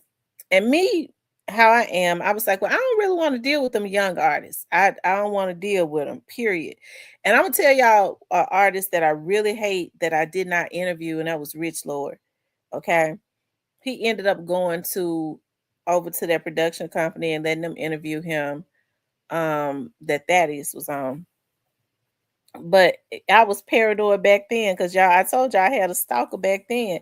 It's on paper. I'm telling y'all, I didn't know who Rich Lord and them was because I didn't know nothing about no rappers. So, anyways, I was like, well, I'll start interviewing like old school rappers. And so somebody was like, well, why don't you interview like old school rappers from around the city? They mentioned like Frazier Boy, they mentioned like they named a whole lot of people, and then there was like Gangsta Pat too, you know. And so I had remembered Gangsta Pat from when I remember Paul had mentioned him years, you know, when we were teenagers, and when my cousins were talking about him. It stood out. I was like, okay. So I was like, they was like, I was like, well, I don't know how to get in touch with none of them.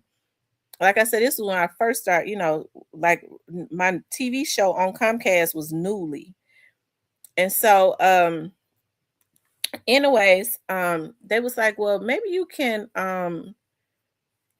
reach out to him like on social media or something. I was like, well, okay. So, anyways, I did, and he answered. So I told him my studio was in Whitehaven. So he actually came over. The interview is actually on. I put the interview on YouTube. So he came over to my studio, and he was kind of weird to me because he was funny, but then he was kind of weird because after the show ended, you know, when the show ended, I be wanting folks to go on here and get up out of my studio, right? So then after the show ended, after we finished recording, he sat there in my recording room, and I was like, well, thank you for, you know, coming over, you know, recording. He was just sitting there looking at me. And then he looked at, I remember he said, my nails was blue. Here, my right hand to the Lord. He was like, I like your nails. And I remember saying to myself, this guy is creepy. But he said, I like your fingernails. I said, thank you. In my mind, I was thinking, oh my God, this guy is creepy. Why is he sitting here just staring at me and then gonna say my nails look nice? And so he just sat there looking at me. I promise he just sat there looking at me. And so I was like, well, would you like me to walk you to the front? He was like, oh yeah, yeah, yeah. I said, okay, yeah. I'll walk you to the front. So I was trying to get him up out of there because he couldn't sit there and look at me. And so after that, um, I didn't hear we didn't talk anymore. So then I remember like it took a while to get the show edited because at that time I didn't know how to edit, and I held the show for a long time. And so then I remember it was like almost a year after we recorded the show that I actually aired it on TV. And so then I remember reaching out to him. I found this number. I reached out to him to let him know I was going to air the show. And from that point, like we had a conversation because I didn't. He was creepy to me when he came over to my studio, just sitting there staring in my face. And then when I called him, I told him, you know, I'm gonna air the show or whatever. I had no idea that they was getting ready to do like a concert, him and 8 Ball and MJG. It was like it was a show, a big show. Like it was a show that they all had did. And we were on the phone. We started having a conversation about something as it relates to the music industry and about some more stuff. And I was really intrigued because I was like, dog, he's intelligent. He got good. I mean, he was really intelligent. He held my interest, like just with how he was answering the questions, and just how we was vibing on the conversation. I promise to God, I was like, dog, like I underestimated him. He's highly intelligent. And I mean, he was just so smooth with it. Okay. He was like, he was really, he wasn't hypered. He was just laid back because he got a laid back personality, anyways. He's never raised his voice at me. He's never cussed me. He's never done anything. I know I clowns bad. Never has he. And so, anyways, I was like, wow. And so we talked on the phone just from me calling him, letting him know I was getting ready to air the show. We talked on the phone for 2.5 hours until he said, he was like, I hate to get off of here. He said, I miss rehearsals, but I'm gonna go on. I gotta go on stage in a few minutes. I didn't even know that. He was like, damn, I hate to get off the phone with you. I gotta go on stage. I ain't even, I ain't rehearsing nothing. And so I was like, I mean, he was just cool. I don't even know if we talked after that. He actually reached out to me on social media and requested my friendship. We didn't really talk no more. And then he ended up calling me. We had another long conversation, and we became friends from that. I don't know. He's so shy. I don't even know at what point that we even started dating, but we started dating at some point. Maybe like a year or so afterwards. Yeah, maybe like a year or so afterwards. Oh, I know what happened. Okay, so like a year or so afterwards, he had reached out to me about editing because he had started getting into like video work and asking me about what software I use, what kind of cameras and stuff that I had. And he was like, "Can I come to your studio, to like take pictures of like whatever equipment it is you use? Because I'm gonna get into the videography part of it." I said, "Okay, cool." And he came over to the studio, child, and that was all that was it. Because he when he came over to the studio probably like midday. He didn't leave till late because we was just sitting there talking, and I remember him saying, "Damn, it's midnight." Like we just sitting there talking. And he ended up showing me some things on because we had the same editing software, or he had knew about it. And I'm gonna tell you something that impressed me because I asked him, I was like, "Well, how did you learn how to use that software?" He was like, "Well, I just kind of sat down and started doing some research and teaching myself how to do it." He always taught himself how to do like different stuff. And I like that. Okay. I be liking it when men sit down and learn how to do something that's gonna make some money. Okay. I likes that.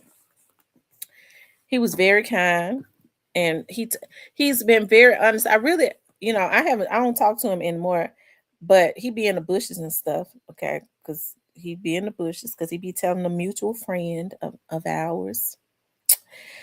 Um, I have talked to him. Yes, I have. I talked to him. I've talked to him a few times, as a matter of fact. But I remember telling him like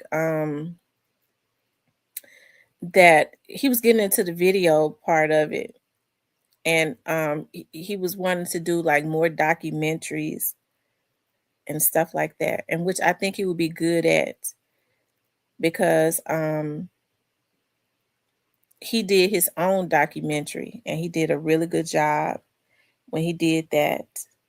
And I think he knows how to tell. He's really good with writing. Like he was just, I don't know what it was. Like I think he's been very honest about like how when with the music industry, how they take you to the top and then they just throw you away. And I think that kept him into a depression. I don't know why he, I don't know. I don't know because when he writes stuff, it'd be like masterpieces. But um I remember telling him after we had started, when I thought about it, because this is when I started liking him, I started thinking about like after we was friends for all this time, I started thinking about, you know what? I think he might be somebody I like a little bit more than a friend. So I started telling my dad about him, and I started telling my dad like about he had been in the industry and stuff like that. And so he would talk to me about when people would reach out to him because they wanted to use some of his stuff that he still owns. because I think a lot of it he didn't know a lot about the industry, so he would just sell all his stuff, right? And so because he wrote all of his stuff, he wrote all of his stuff. And so my dad was like, "Oh yeah," he was my dad was like, "Well, I tell you what, next time, um, before he agrees to do some deals or whatever, tell him to I would like to meet him and I'll get, my because my dad when my dad worked there, he had already had lawyers that was accessible. He was like, I get the lawyers and stuff to kind of look over that paperwork and stuff. He was like, but that joker need to learn the business, as my dad called all men jokers. That joker need to learn the business. And because he could see that I was interested in it. But he's like I said, he was just a cool guy. It was a cool relationship, but Pat was I don't know what it was, but he was a cool guy. I don't have anything bad to say about him. He was just a cool guy. He was very giving. Okay. All that other stuff other folks be talking about, Pat takes care of business. Okay. I'm not trying to tell all our business, but he takes care of business. Okay. Um he understands what a man's role is. I'll say that.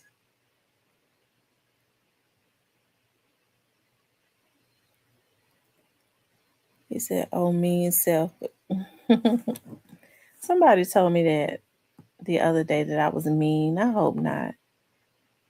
I think I have been kind of hard on guys because I feel like when I was like really nice, men thought that they could take advantage of me. And when I say that, I'm talking about lying.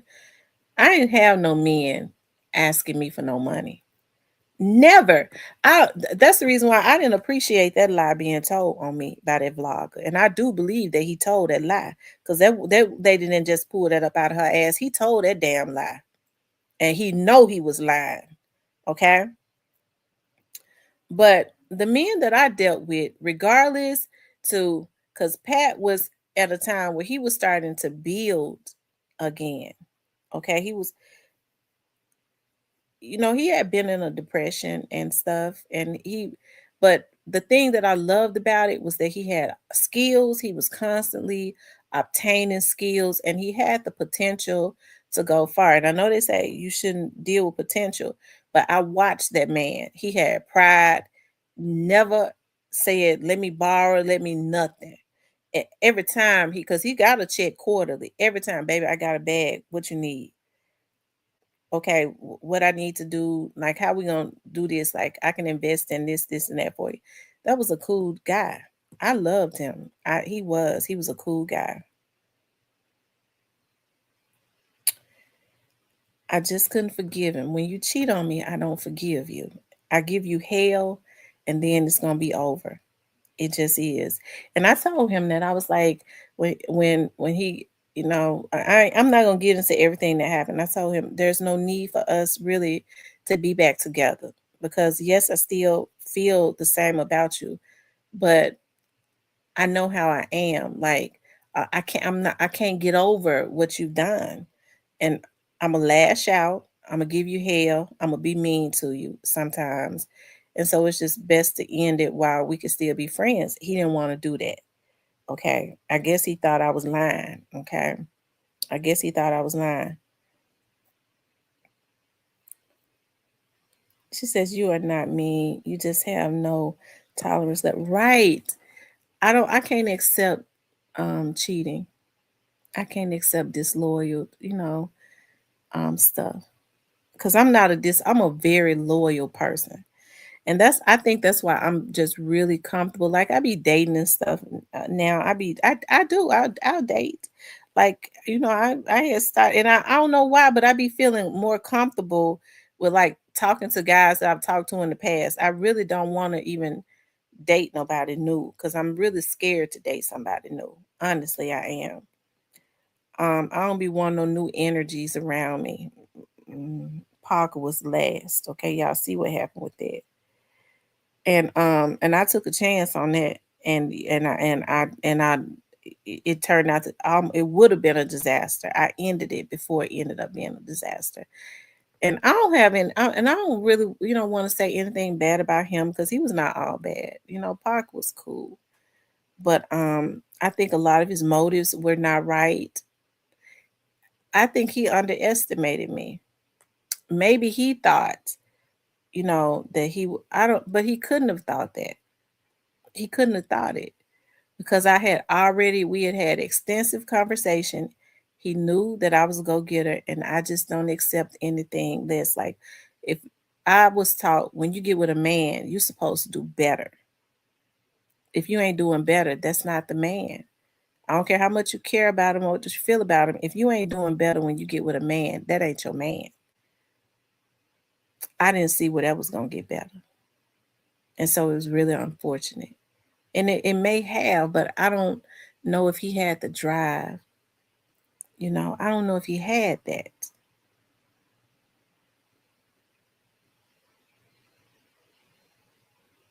But we all have little issues and stuff that we have to deal with. Like, I'm learning some things because growing up around like my cousins and stuff being street dudes, like they didn't argue with us. They always just let the women have their way. Because they didn't want to be bothered with us. See, those are real street dudes. They dare not argue with a woman. And they gets money and they real street dudes. Okay. And so and so what I had to learn, and I just learned this just like as of recently. I always thought when a man said to me, like, you know, I, you made me feel a certain way when you said that to me. And because I thought a man's feelings was supposed to be made of steel, I guess. I just didn't know that they get their feelings hurt. And so I would think, okay, he's talking about that, that hurt his feelings or this and that. Because Pat used to say to me sometimes, like, dog, Tamara, like when you did that, man, I don't know how much longer because he was real patient.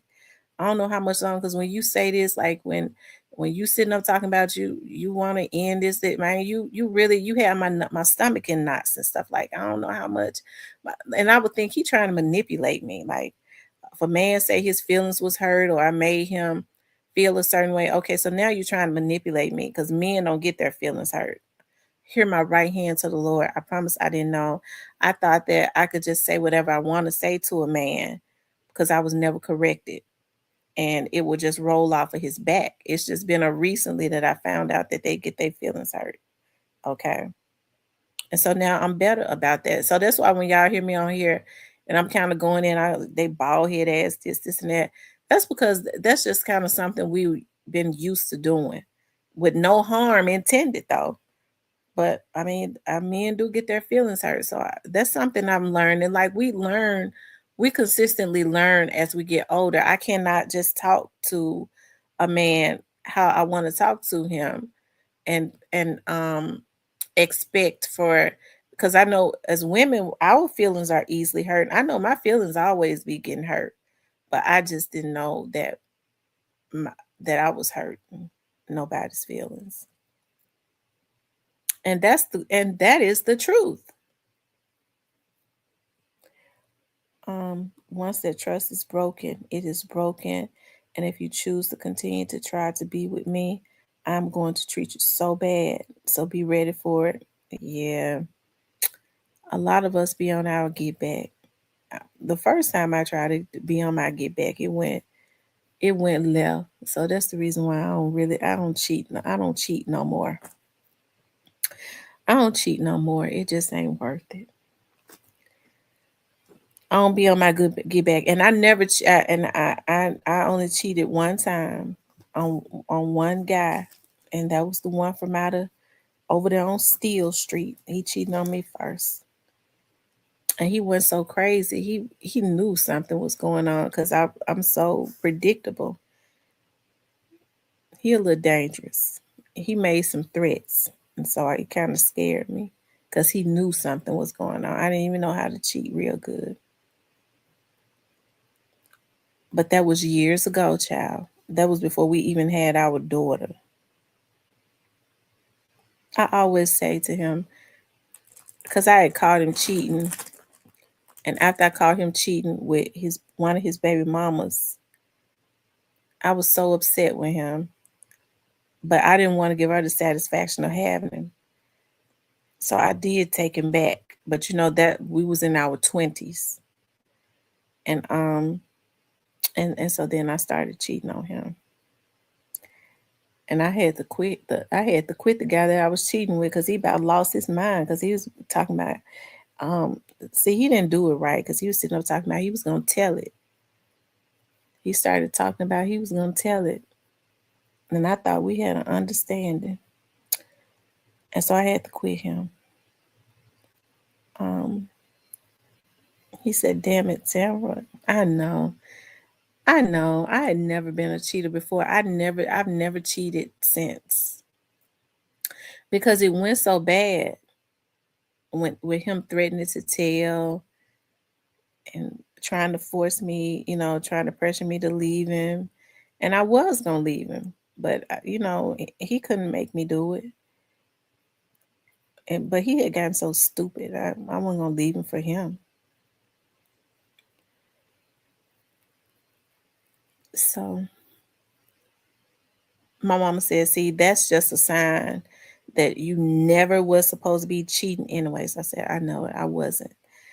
It was not for me to do." And the reason, um, it was just the anyways. I'm telling y'all too much stuff. Shit. Child, that'll be somebody's headliner because a lot of these folks don't know how to have content. They're very fascinated with my life. They done did worse. They been prostitutes and everything, and will sit up and listen to me talk about some stuff that happened when I was 20 years old, and that would be their headline. That's when you know it's a sickness, okay? Because we all done been through some stuff and did some things. I think about this stuff. I think about, and that was probably the most spontaneous thing that I had ever did because I couldn't believe my cousins told me, "Girl, you could do it." My cousins sure wasn't no good. They said he cheat on he gonna. I remember my cousin Mika say, "Well, he gonna cheat on you again because you don't cheat back." And I couldn't stand him either because we would be sitting up having a conversation and he would be laughing and stuff. And I would start looking at him because we would be having fun looking at movies. And then I would start looking at him and I would say, my mind would say, "Look at him sitting over there laughing after he done cheating on me." And I started an argument with him. And so he was like, "Tamara, now you're gonna start like we was just sitting here having fun, but that anger and stuff comes over you. As women, we never really get over that. You could be laughing 1 minute and then you think about that betrayal. Look at him sitting over there laughing, and he done cheated on me." And I started a whole argument with him. Anyways, I'm glad that I don't have that toxic stuff in my life no more. I'm really I'm cool with just being by myself. I really am. I could be cool with just being by myself because I don't need no man in my life making my life complicated. I be wanting some peace. Because the moment you start letting your guards down, they start acting a fool. And then they think you bipolar. Because at my age now, I'm not getting ready to try to rationalize nothing. I'm just going to close the door on you. Bye. You got to go. I don't want nothing else to talk. I don't want to talk no more. It ain't no need in talking. That's just how I feel about it. Like, I don't want to waste no time. Because I know me, like, I'm a very loyal person. I'm a very kind, I'm very nurturing. And that could be the issue too. Because I'm real nurturing, and very affectionate. So I don't want to be giving my nurture and my affection and my sensuality to nobody that ain't deserving of it. I didn't have relationships with 8 whole men, and none of them. I ain't with none of them now. I can't do it no more. I'm just tired. Um, but Barbara says when they are going to tell something that goes to show that they are those emotions. Yeah, he was threatening to tell it. I hate that because I like him. His name was Corey. I liked Corey. He used to hang with my cousins and Corey got money. He got money for real. And he was very generous with it. But Corey didn't play he didn't do that right. He should have he didn't stick to what we had agreed to. He didn't stick to that. And so he was trying to pressure me to do some things that I was going to do, but I was trying to gradually do it. You know, he was stressing me out.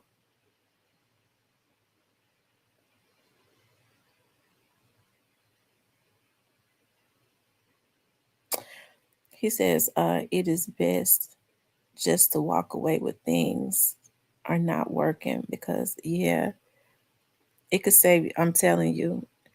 I don't know why people think that they could just play with people's emotions.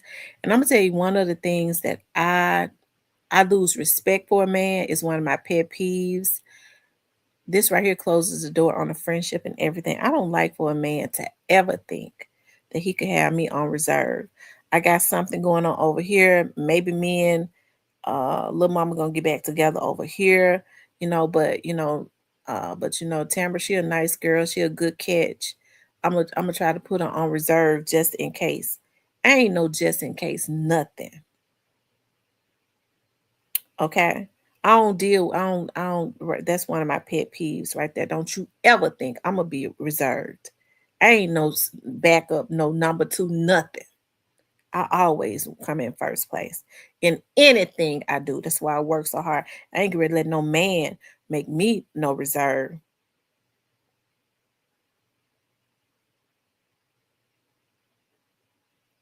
Okay. All they got to do is just you respect them better. If I respect men when they go, you know what? Because I've heard men say that, you know what, I got something going on. Man, I really wish that I could hey Sherry. Sherry is a good woman. Dog, I would she's definitely my type. But you know what? I got something going on over here. Sherry, too good of a woman for me to be trying to put on reserve. So me and Sherry just gonna stay friends. But they be wanting to try to put you on reserve because they know you're a good catch and they don't want nobody else to have you.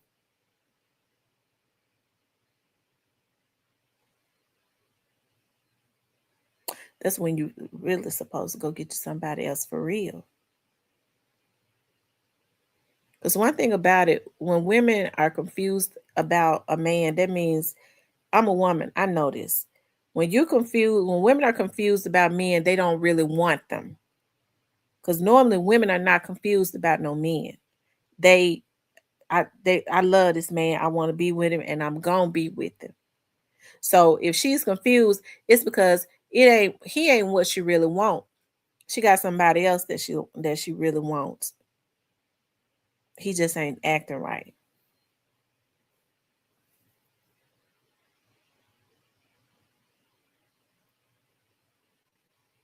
I know because I've done that. I've had guys that would try to talk to me and maybe I liked them a little bit. And people don't understand, like, I don't understand where these folks come from on here. They think you can't even just talk to a man without, having sex with them. That that is crazy.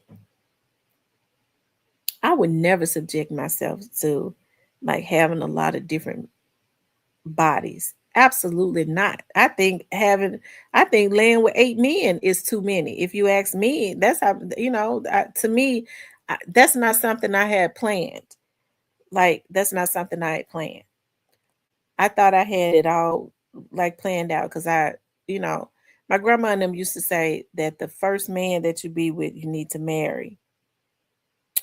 I had always said, honestly, I said, I want to be with about 3 men because by the third man, I want to be like my husband. By that time, I would know what it is that I want.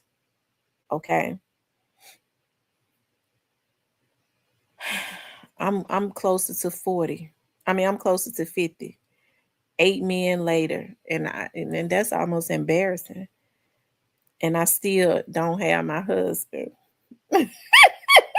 I know grandma was right. The first man you be with, you really supposed to be married to. I mean, because it don't feel good knowing like, dog, I have my daughter's dads because before I had my first child, I had only been with one other man. Then my daughter's dad, and then my second daughter's dad was the third man I'd been with. He was the third man. So, and then I've been with a few more after that. So, and I'm still, so that's why, like I said, I'm cool. Like before Mr. Parker, I had been celibate for almost 2.5 years. And I really wish I had not broken my celibacy for him. And okay, I'm through with that. It's great to say something else. Grandma didn't want you to be dipping in, dabbing, and trampling and sampling like I know, right? Well, I don't know. My grandmother was beautiful. My grandmama did everything she wanted to do. Now, my mama, on the other hand, I don't ever remember seeing my mama with. I saw my mama date um one man. I saw my mama date one man growing up, and I don't even know if that was dating. Okay, because he would come and sit and look at TV with her, and then you know he was gone. So my mama didn't bring it. She was not that. She ain't got that type of personality, anyways. Um, my mama said, "Oh, I ain't gonna say what my mama said, but my mother believes in celibacy." I told my mama I love my mama so much, but when they get to talking about their celibacy, and um, this one lady that went to church with them, she was talking about she had been celibate for 22 years. Mm-mm. I can't do that. It ain't gonna happen. Praise the Lord, though. Praise the Lord to her. I ain't even asked my mom, praise the Lord to her, but I just don't believe God to do me like that. 22, and I guess it's safer now though, because these folks out here sick. They don't tell you nothing that they got, so you have to be very careful. But 22 years, and that lady said she was still believing God for her husband. Mm-mm, mm-mm. 22 years.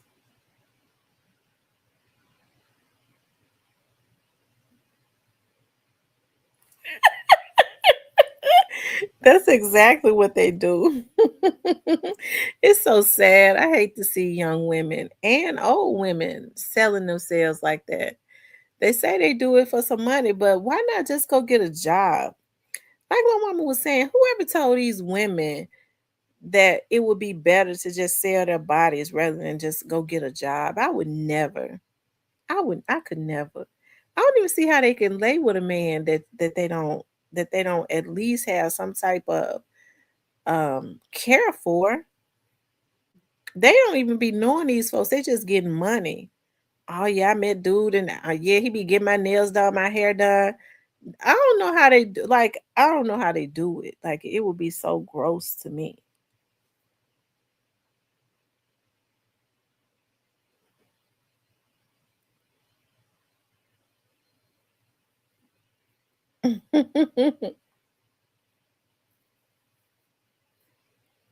Yeah, but my mom is from the old school.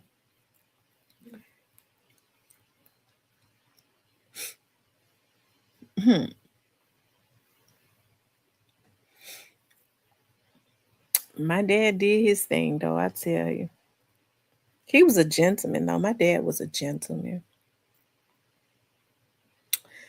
I was shocked when they were sitting up talking about my dad was a ladies' man like that.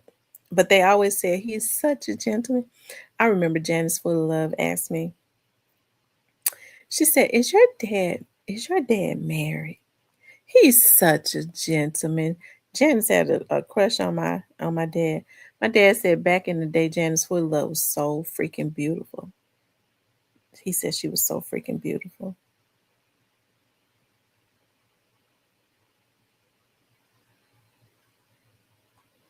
Janice used to always come and be a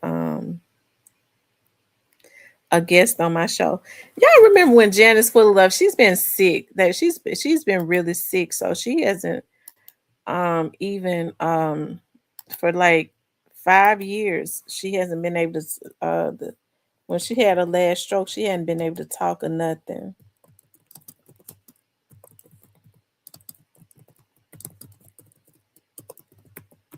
No, everybody loved her voice. Hold on, let me see.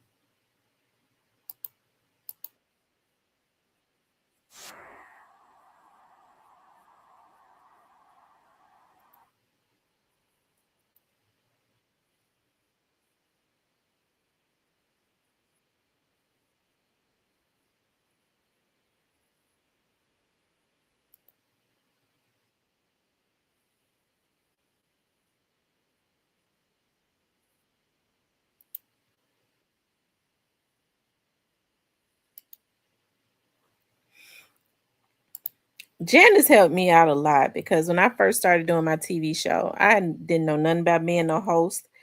And she would come, y'all, Janice would be lit though. Janice had a little cup with beer in it and wine. She have a cup with wine in it on the side. And every time we went to commercial, she'd be drinking it. And Janice would be getting more and more and more and more lit. This when I first started doing TV.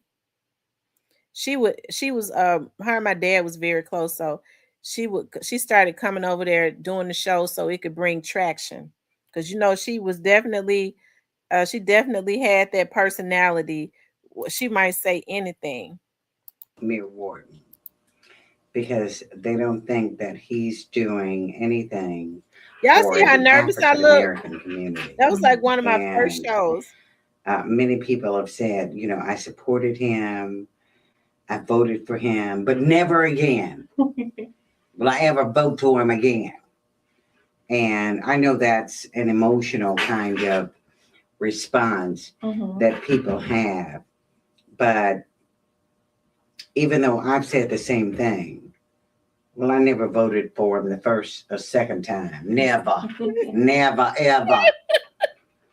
But, I try to, as a council person, put my feelings aside and listen to really what he is proposing. I don't agree with none of them. None. Because I don't think that he's working in behalf of the people. Now, that's just me. Okay? That's me. With crime constantly going up, and I work with battered women and children. That's like one of my money. They can find money to do whatever they want to do. Southbrook Mall, a black project. What happened to that? They tossed that to the side. Yeah. But they got a $20-some million project for the Raleigh Springs Mall. And let me tell you something, people in Raleigh. I don't have anything against you.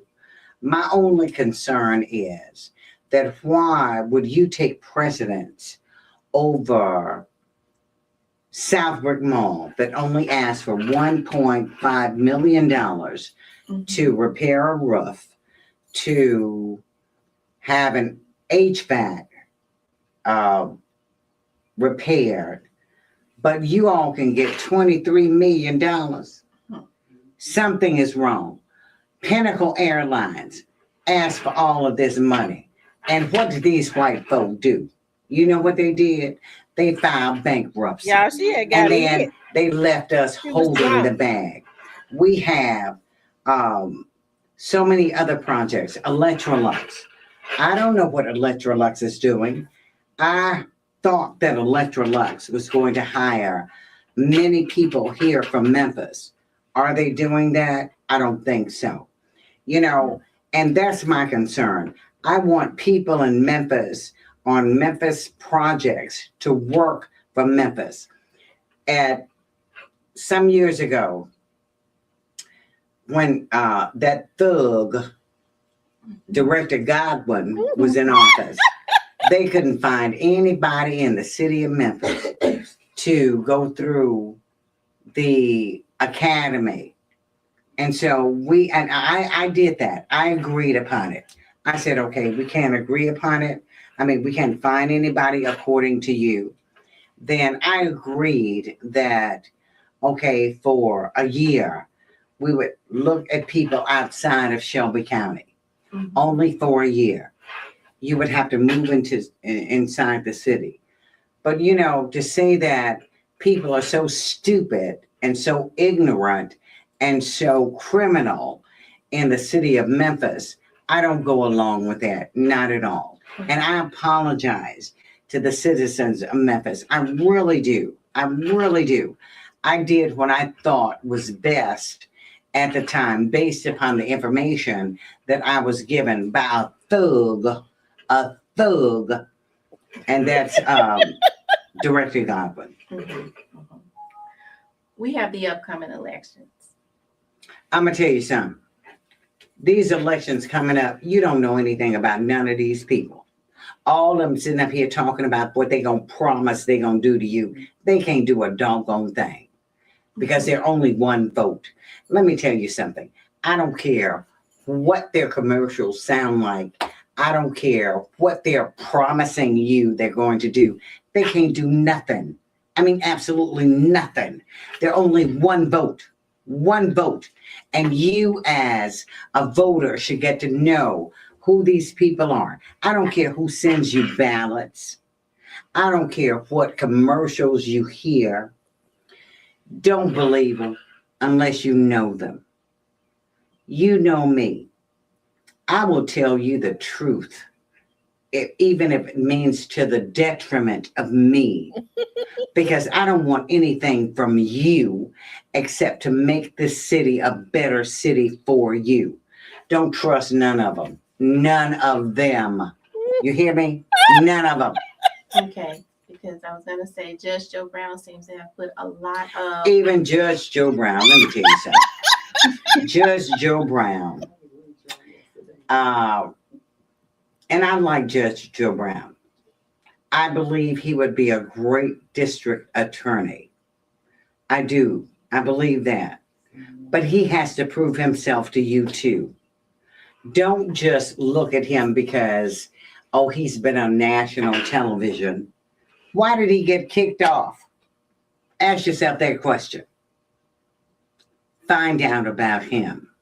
Just like I would ask you to find out about me. Now, what else? Well, I was going to say, since Judge Joe Brown has, he's running.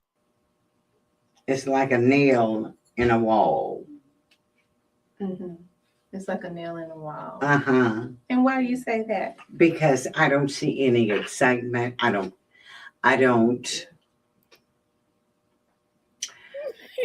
see anything that Judge Joe Brown is saying that's going to turn anything around. They're getting drunk. Amy Warwick, I am not in favor of. Because that woman tried to put me in jail because I threw my plates on my doggone floor. But what I'm saying to Judge Joe Brown is, I know your election comes up in August. Generate some excitement, sweetie. Generate it. Tell people what you want to happen. Yeah, she's from South Not Memphis. what you say you're going to do, but what you want to happen. And generate that excitement. Get people up in arms about all of the black people, the black men that are being arrested. Because that's all Amy Warwick is doing. That heifer wanted to put me in jail. And that was my next question. Why do you think there's so many, because I work downtown, so many black men in jail when we know that blacks aren't the only ones? Yeah, I know. Yeah, because I'm going to tell you something. We have a 30% poverty rate right here in Memphis in Shelby County. A 30% poverty rate. and you have black men doing the only thing that they think that they can do, and that's sell drugs. And then you got white folk from Germantown, from Bartlett, from Cordova, coming to South Memphis, coming to North Memphis, buying drugs for them. And you would never find a group of white men in Germantown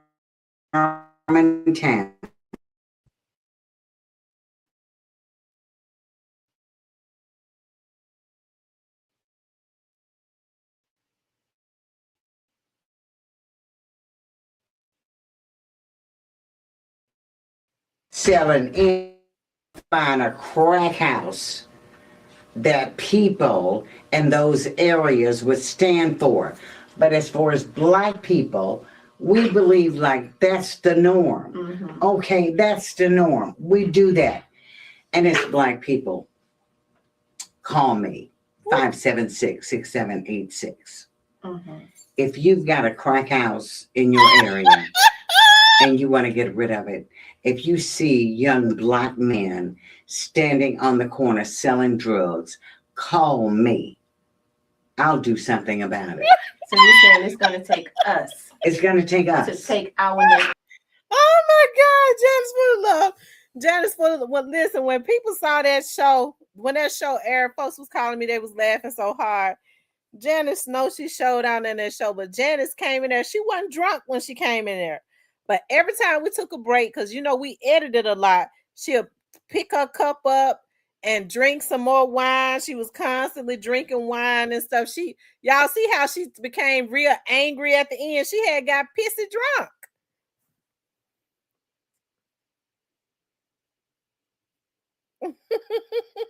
Yeah, she wanted the crack house.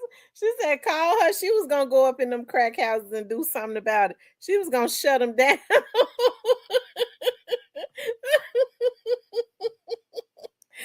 Oh my God, Lord have mercy. I tell you. Yeah, she was one of the first politicians that I interviewed. I interviewed all of them, really. I just don't remember. I don't have all of them uploaded.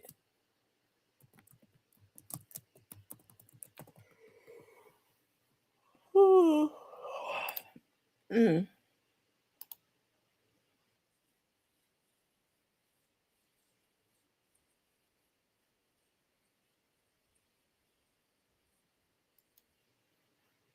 I tell you.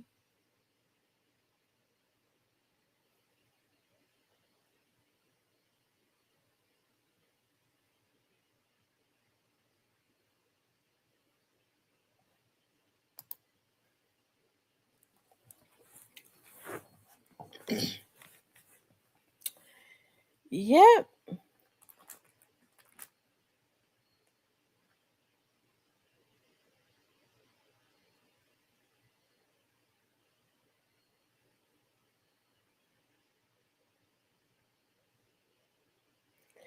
Yep, Janice wanted the crack house.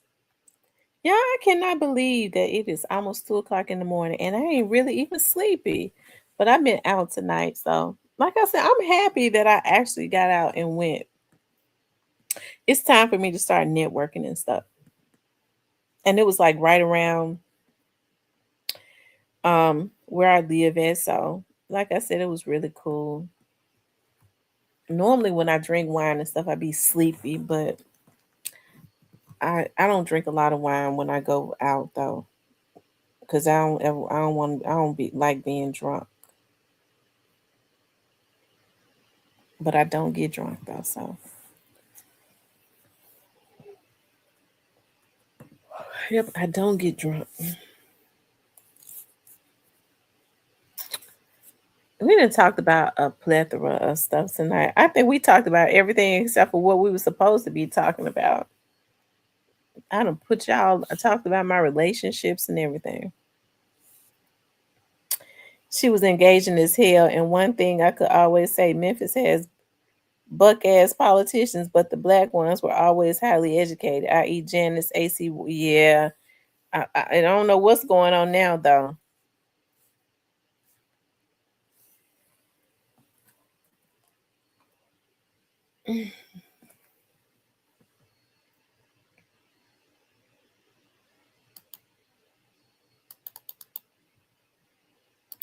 I think I interviewed the mayor. Hold on, let me see.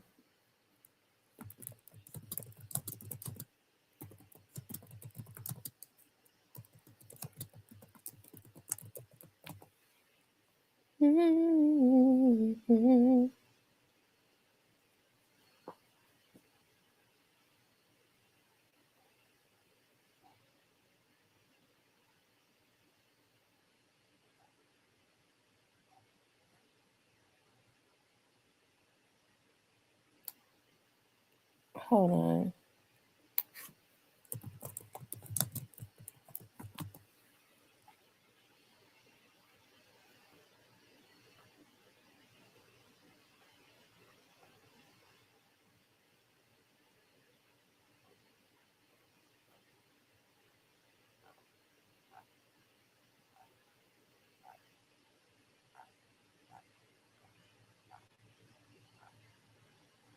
I know I uploaded it. I don't know if it's still up. Oh, here it is.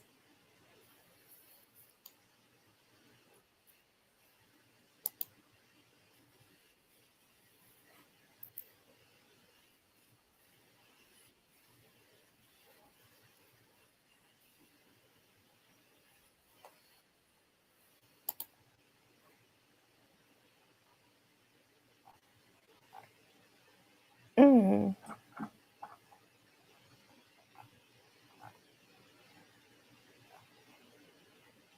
Oh, I can't find it.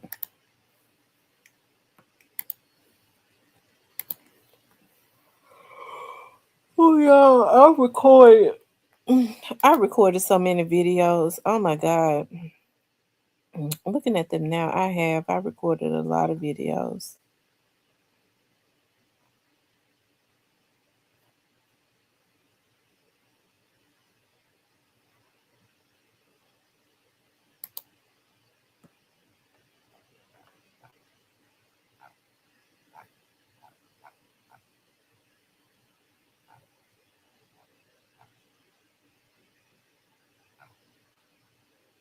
I don't know why I can't find the video.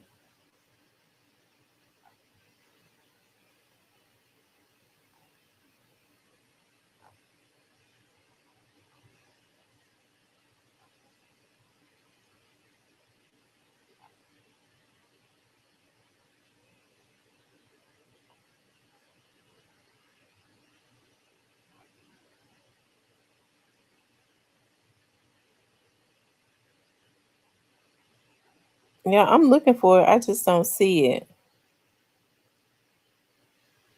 Mm.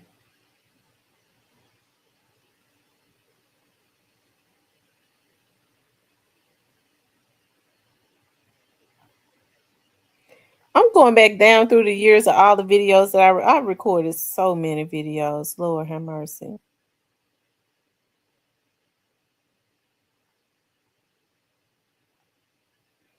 When they get made Diddy honorary doctorate or something. Child.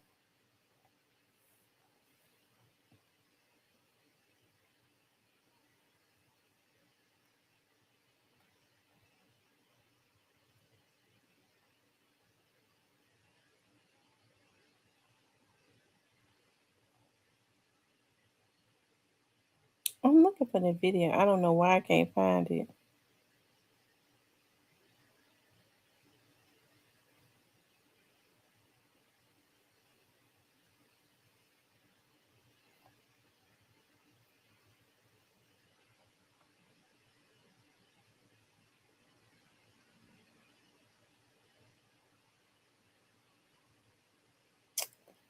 I can't find it.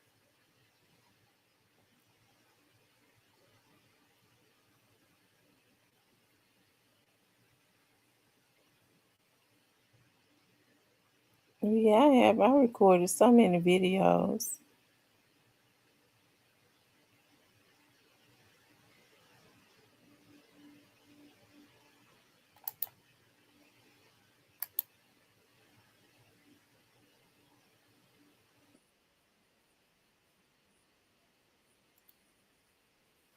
Oh, it started me all over again. I'm not going to worry about it. Thank you, Neo. I was looking for when I interviewed the police chief and the mayor.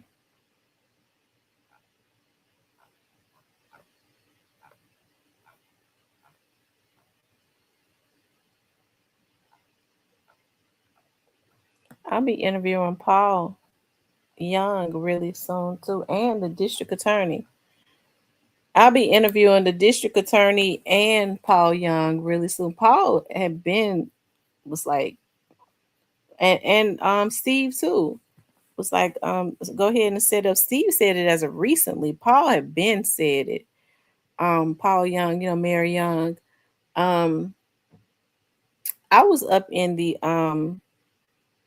I was up in the DA's office yesterday, y'all. I saw Steve Hagerman, not Steve Hagerman. I saw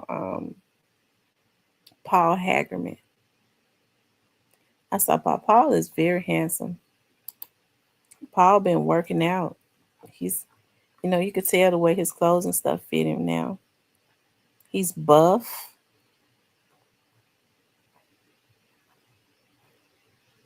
I'm trying to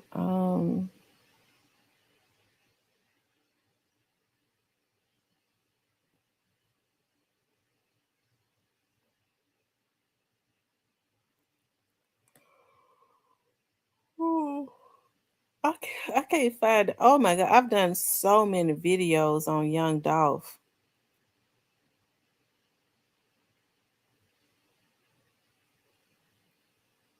I've done most of my videos on Young Dolph.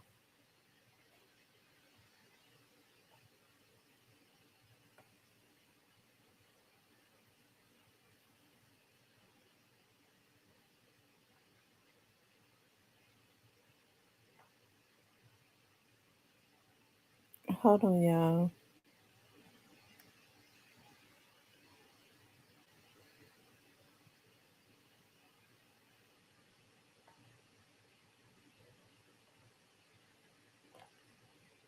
Mm.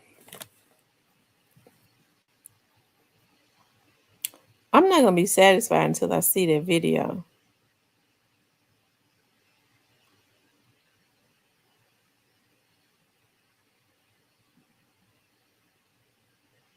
Yeah, just give me a moment.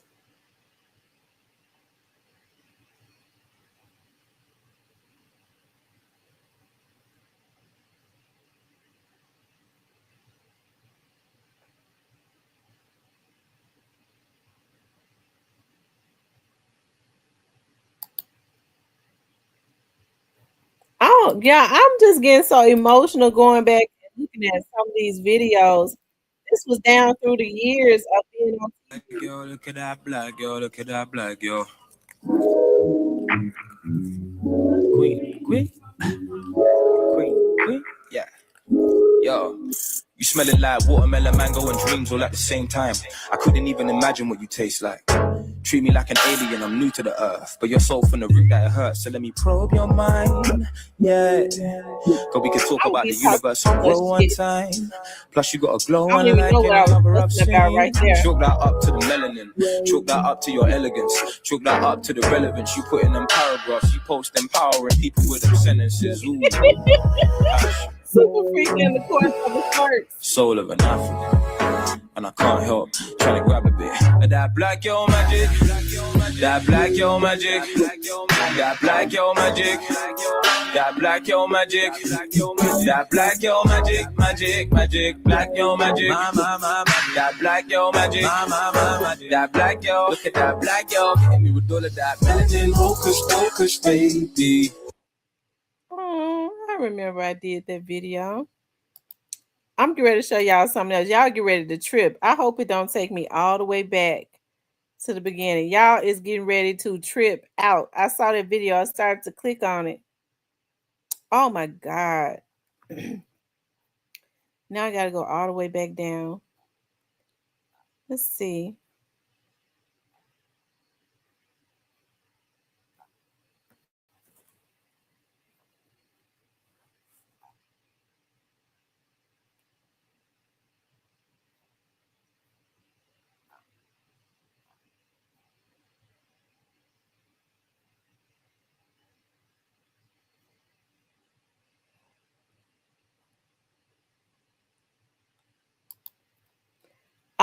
For those of you all that didn't see this one, I gotta let y'all see this one. But I'm ready to show y'all something that's gonna trip y'all out. We was just talking about Hi, my this. name is Kaylee. I gotta let y'all see this one.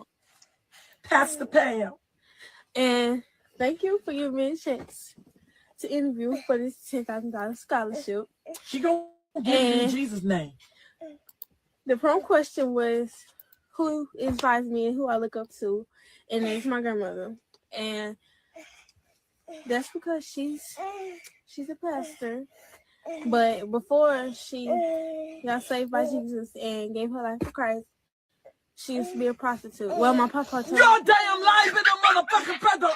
This ain't no school. My papa told me she used to be a prostitute. You're just God bang your ass out. And she, I never fucking been a prostitute. I was a virgin when I was back. She used to. He said he had to save her from standing on the side of the street selling her sweets. And that's a damn lie. I really want to know because she is in debt with her pimp, and she has to pay. Motherfucker pimp. Now look. This ain't no school shit. Just stop cursing. Wait. Stop cursing. You calling me a prostitute? Stop cursing, Mama. It's the truth. I ain't never been a prostitute. Yes, you have. So what is how you spell prostitute? No, how you spell it? For real. Don't mess it up. It's something. And oh, y'all pranking my black ass. You messing me up for real. And now I gotta cut all this out. I gotta restart this part. My papa had saved her from off the street, but she really stopped being a prostitute and got touched her because she said she got tired of sleeping with so many people. That's a damn lie. I ain't never slept no motherfucker. Mama, don't do that to me. I ain't never been a fucking prostitute a thing in my life.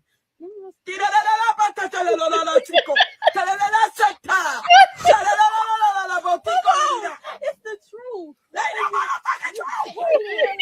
You weren't even born. You don't know what the fuck I did. My papa told me you used to be a prostitute. Oh, shit.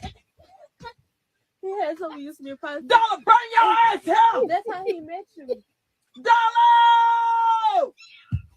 Keep going. Mama, stop. Stop my ass. I gotta cut all this out. There's so much energy. And how you gonna get $10,000 for this shit? Lying. I'm not lying. You just don't want these people to know that she was. I'll tell them bitches. You just don't want. You just don't want. What's wrong with you? You doing all that cursing. You see, trying to make this video. You just don't want people. What? You just don't want them people to know that she was on the side selling your sweets. Before I ain't got no fucking sweet. I got a Jello. You was the best prostitute in town because. You're the best fucking liar. You was the best prostitute in town, my papa. You're a liar. Because of your big old booty.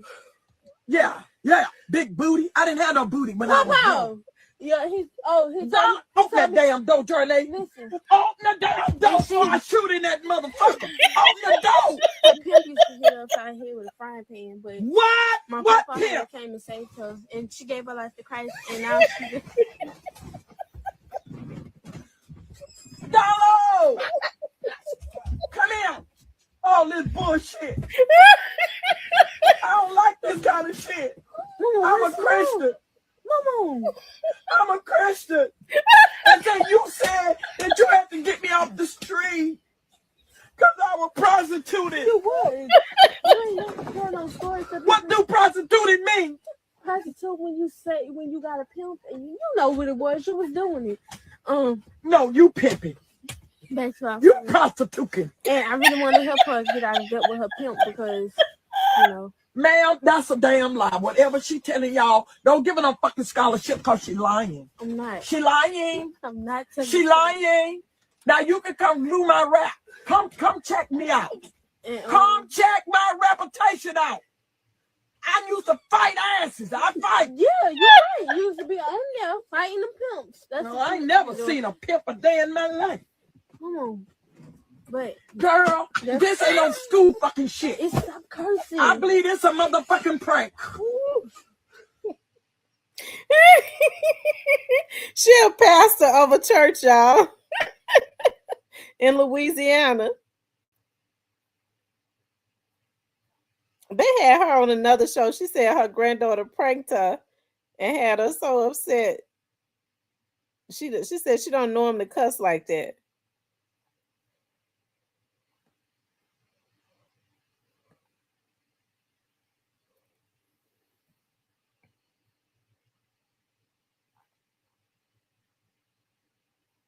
Hold on, y'all.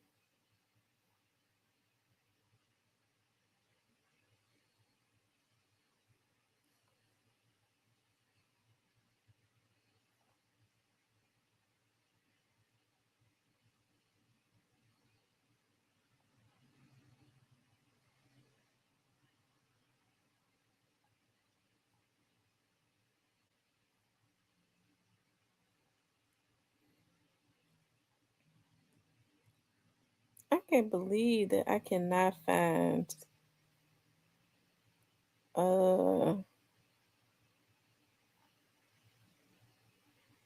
it's been 8 months already since that happened to Ricky Floyd. I hate that happened to Pastor Floyd.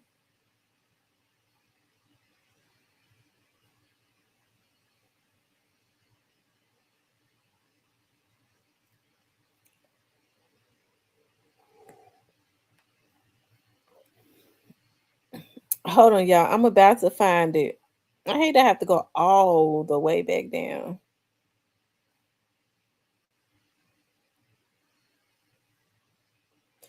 I like this kind of life. I'm living a blessed life.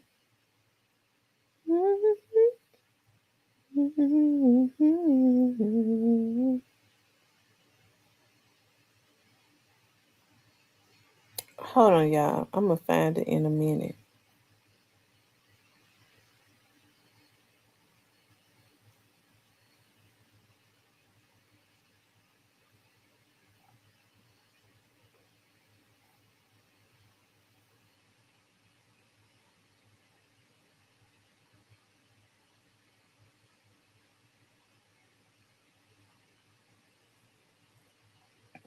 I can't understand why I can't find.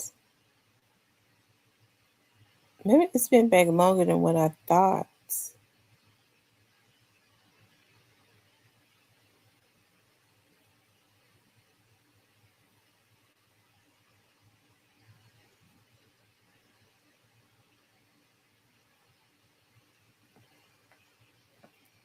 Um,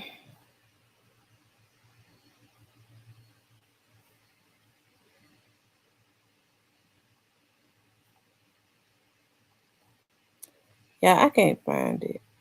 It's in here. I guess it's just too far down.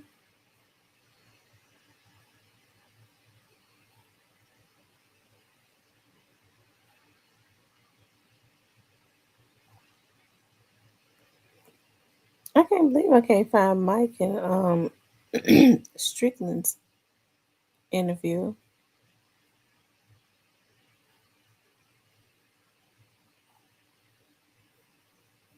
Anyways, I ain't gonna worry about it.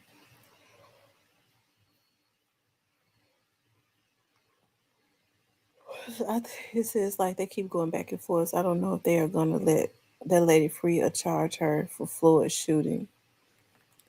Well, I think she should be charged because clearly he was not a threat and he started backing up and she shot him anyways. He started backing up and she shot him when he started backing up. That was, she didn't have, that was crazy.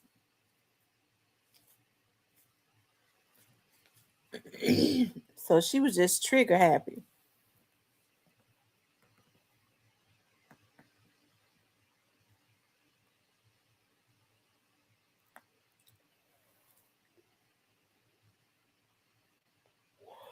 Anyway, y'all, I'm gonna get off of here. I may get on tomorrow. I need to do some things around the house. I actually got to finish up the rest of my lesson tomorrow. I'll be finished tomorrow though with everything in philosophy. So I'll be a free woman. Praise the Lord. And so maybe after I do that, I need to do some things around the house. I need to wash and stuff. And finish my philosophy assignments. And then I may get on. If not, I will be uploading videos, if nothing else, okay? Listen, y'all, it's 2 o'clock in the morning. Y'all hung out with me. Y'all hung with a sister. Hey, I'm kind of wired up because I enjoyed myself tonight. I went to, like I said, one of the attorneys that I work with had a holiday party at his house. It was really nice. Around the Midtown area, a really nice home. Really nice food and soda. Well, it was sodas, but drinks and stuff. So it was really nice, and I really, it was a good atmosphere.